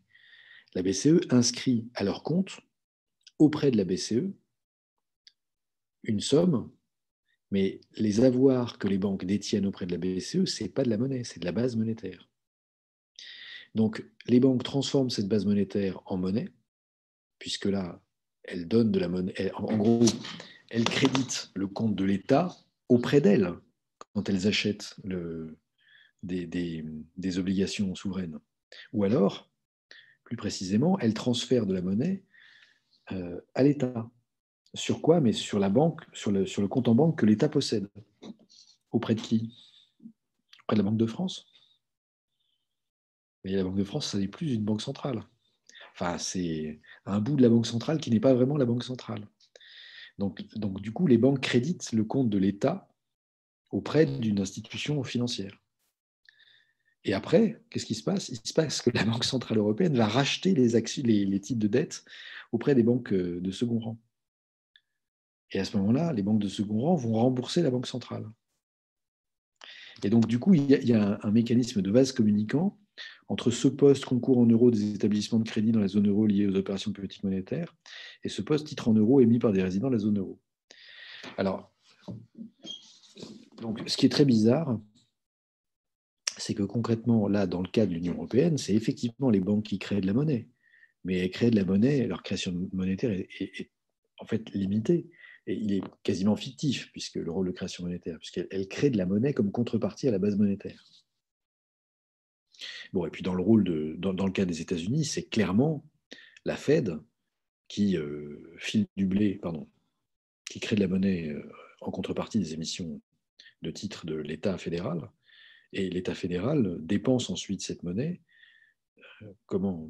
En créditant les comptes d'autres agents auprès des banques de second rang. C'est ça, concrètement, le fonctionnement. Et donc, de fait, il y a quand même un peu de création monétaire centrale. Mais là, c'est un cas très particulier. Justement, ce cas très particulier, c'est le cas où c'est l'État qui crée de la monnaie, parce que ce soit la Banque centrale ou le gouvernement, c'est l'État. D'accord? C'est le cas où c'est l'État qui se crée de la monnaie pour soutenir l'activité. Mais l'État, il n'est quand même pas coutumier de créer de la monnaie pour soutenir l'activité, parce que s'il le fait indéfiniment, qu'est-ce qui va se passer?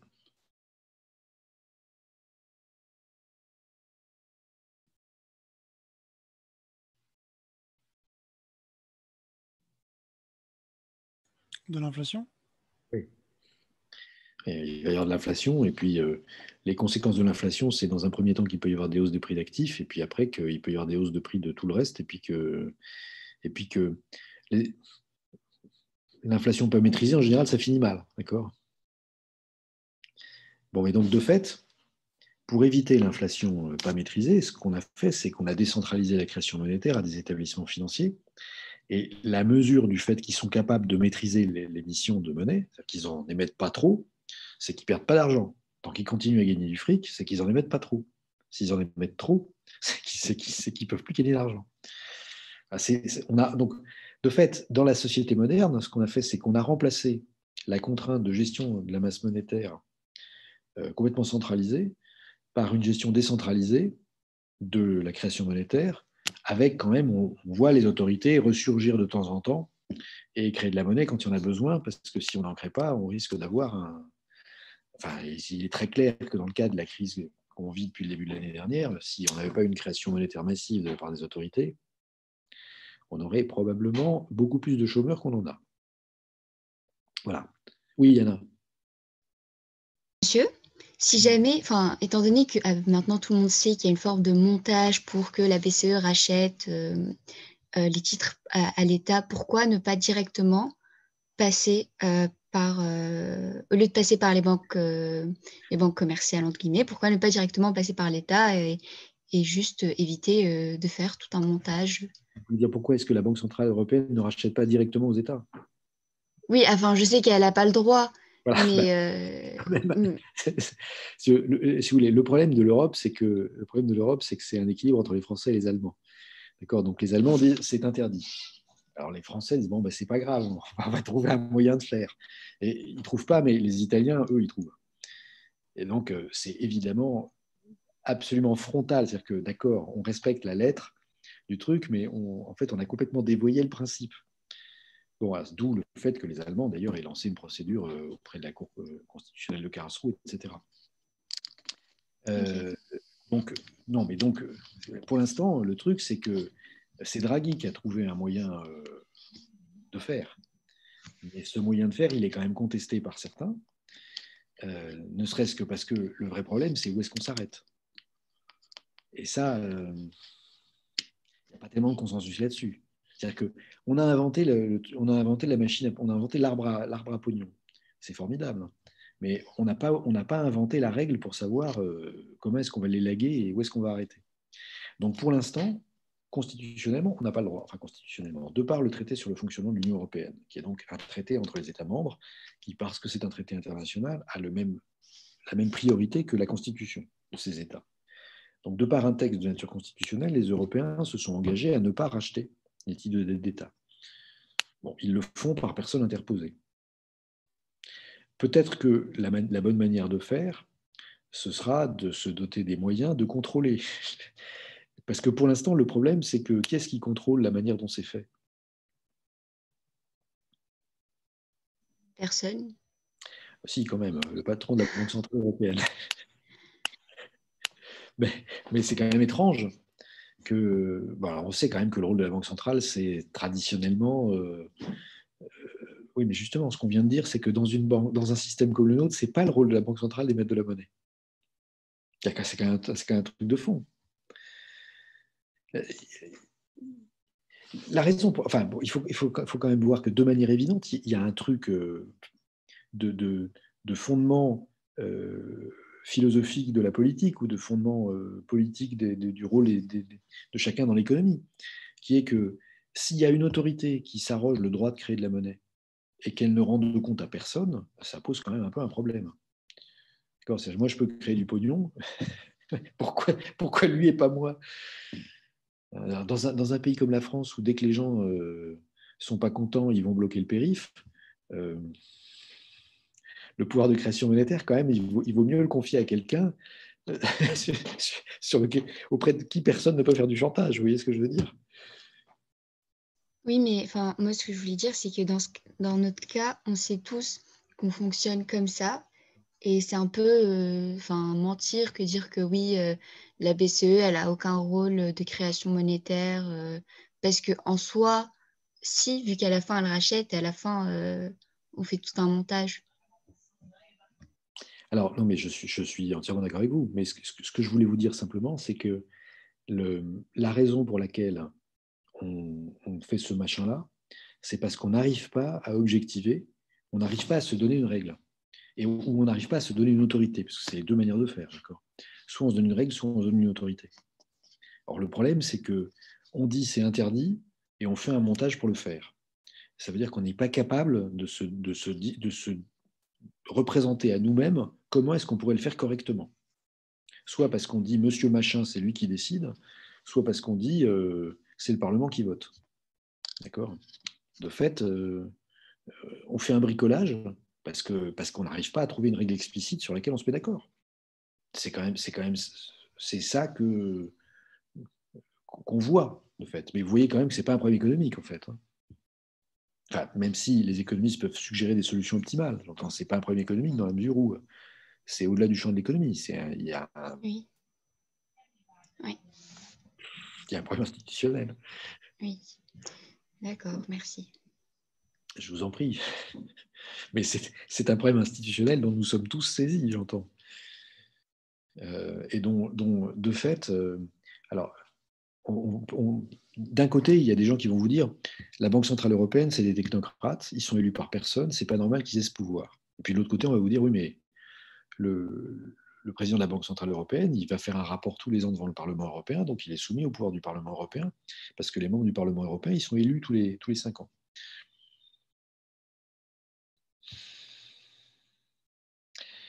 Donc, de fait, il y a un contrôle faible sur un truc dont on voit que ça arrange tout le monde, parce que concrètement, le vrai problème, c'est que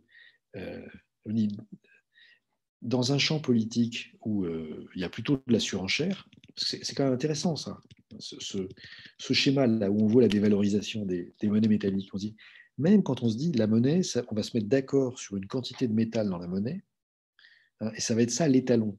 Et le résultat, c'est que dans tous les pays européens, puisqu'on prend la moyenne de 10 monnaies, on se rend compte que dans tous les pays européens, il y a une dévaluation de l'ordre de 80% en 400 ans. Donc tout le monde dévalue.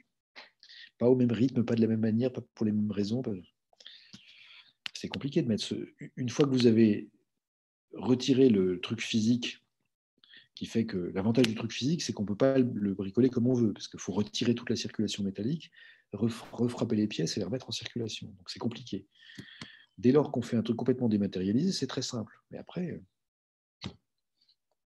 c'est tellement simple que ça devient compliqué. Enfin, c'est tellement simple du point de vue technique que c'est compliqué du point de vue politique. Donc la solution qu'on avait trouvée, c'était de dire, c'est les banques commerciales qui créent la monnaie, et la Banque centrale, elle est juste là pour vérifier que les banques commerciales ne font pas n'importe quoi. Mais vous avez raison de dire qu'on se rend compte que ce n'est pas vraiment ce qu'on fait. Le cours, l'année dernière, le cours, il était présenté de cette manière-là. Il était présenté uniquement sur c'est les banques qui créent la monnaie. Donc il y a des économistes qui y croient.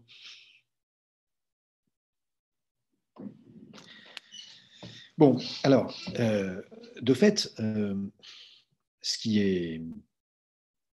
De fait, pour la gestion, on va dire, en dehors des situations exceptionnelles où le politique assume sa responsabilité, c'est-à-dire qu'il évite que tout parte, que l'économie s'effondre, d'ordinaire, ce sont les banques qui créent de la monnaie, et la contrainte qu'ont les banques pour créer de la monnaie, c'est qu'il faut qu'elles gagnent de l'argent, donc il y a une contrainte de profitabilité, qui se traduit par une contrainte de solvabilité et une contrainte de liquidité.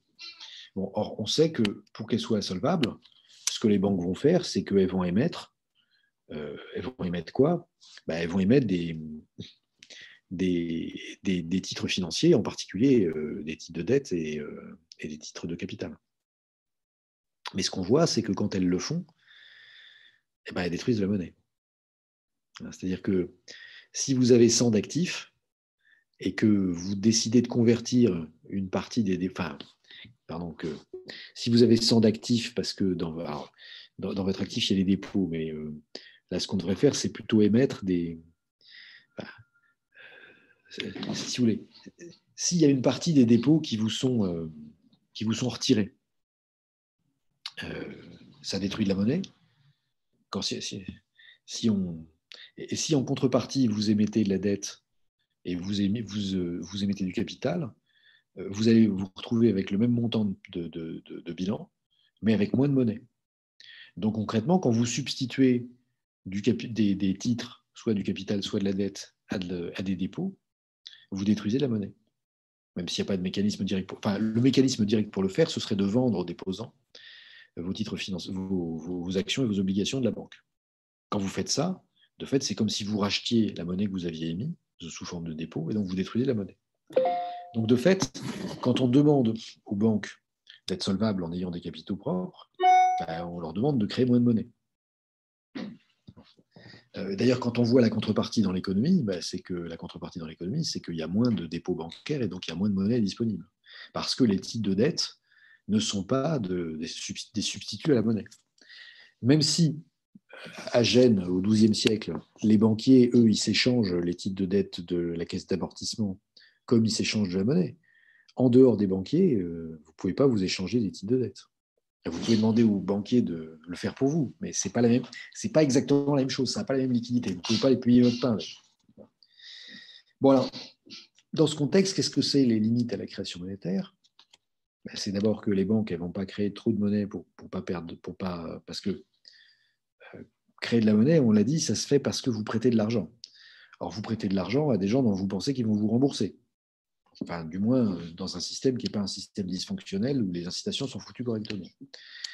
Du coup, la limite de la création monétaire, c'est que vous allez n'accorder des prêts qu'à ceux de vos clients dont vous pensez qu'ils vont rembourser. Bon, ça peut être ajusté par une politique prudentielle qui prescrit donc solvabilité et liquidité, mais on en a déjà suffisamment parlé. La politique de la Banque centrale qui va vous refinancer éventuellement donc, la politique monétaire et le taux d'intérêt. Éventuellement une politique macroprudentielle qui va exiger des coussins en capitaux supplémentaires ou je ne sais quoi en plus. Éventuellement le comportement des emprunteurs. Éventuellement la concurrence que les banques vont se faire pour les dépôts. Enfin bref, il y a des limites à la création monétaire qui font que parce que les banques opèrent sous contrainte de profitabilité, sous contrainte de contrôle, de supervision, sous contrainte de concurrence entre les banques. Bref, elles ne vont pas créer de la monnaie de manière illimitée. Et de fait, idéalement, il y a eu une époque où on pouvait considérer que quand on avait complètement décentralisé la création monétaire, ben en fait, les banques, elles ajustaient la quantité de monnaie dont avait besoin l'économie en étant au plus près des besoins de l'économie. Et avant la crise du coronavirus ou avant la crise financière de 2008, on aurait presque pu croire qu'une économie sans État et où la Banque centrale était un pur superviseur, c'était une économie qui pouvait marcher. Bon, et puis comme l'a dit Anna, ça c'est de la mauvaise foi, parce qu'on voit bien qu'il y a un moment où on a besoin de création monétaire, centralisée. Mais on va dire que ce moment, c'est un moment exceptionnel et que c'est en dehors de l'équilibre, c'est quand il y a des chocs exogènes et tout le bazar, on va s'en sortir comme ça, d'accord? On va dire quand il y a un choc exogène, on file un mandat aux politiques pour nous sortir du problème où on est et après on revient à la situation où il n'y a pas de problème. Et ça, on sait très bien que c'est illusoire aussi. Parce qu'en fait, il y a tout le temps des chocs exogènes.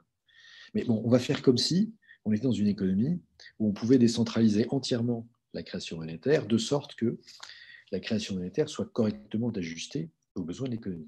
Et alors, on voit quoi? Ben, on voit que ça fonctionne comme ça, c'est-à-dire que concrètement, ce sont les banques qui créent la monnaie. Elles créent la monnaie à la demande des agents.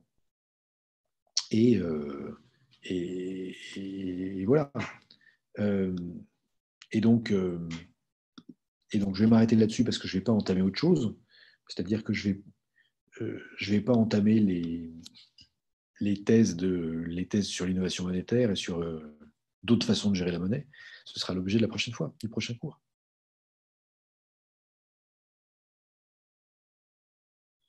Merci. Ben, merci à vous de votre attention bienveillante et de vos questions éclairantes. Bonne soirée. Bonne soirée. Merci. Merci, au revoir. Bonne soirée.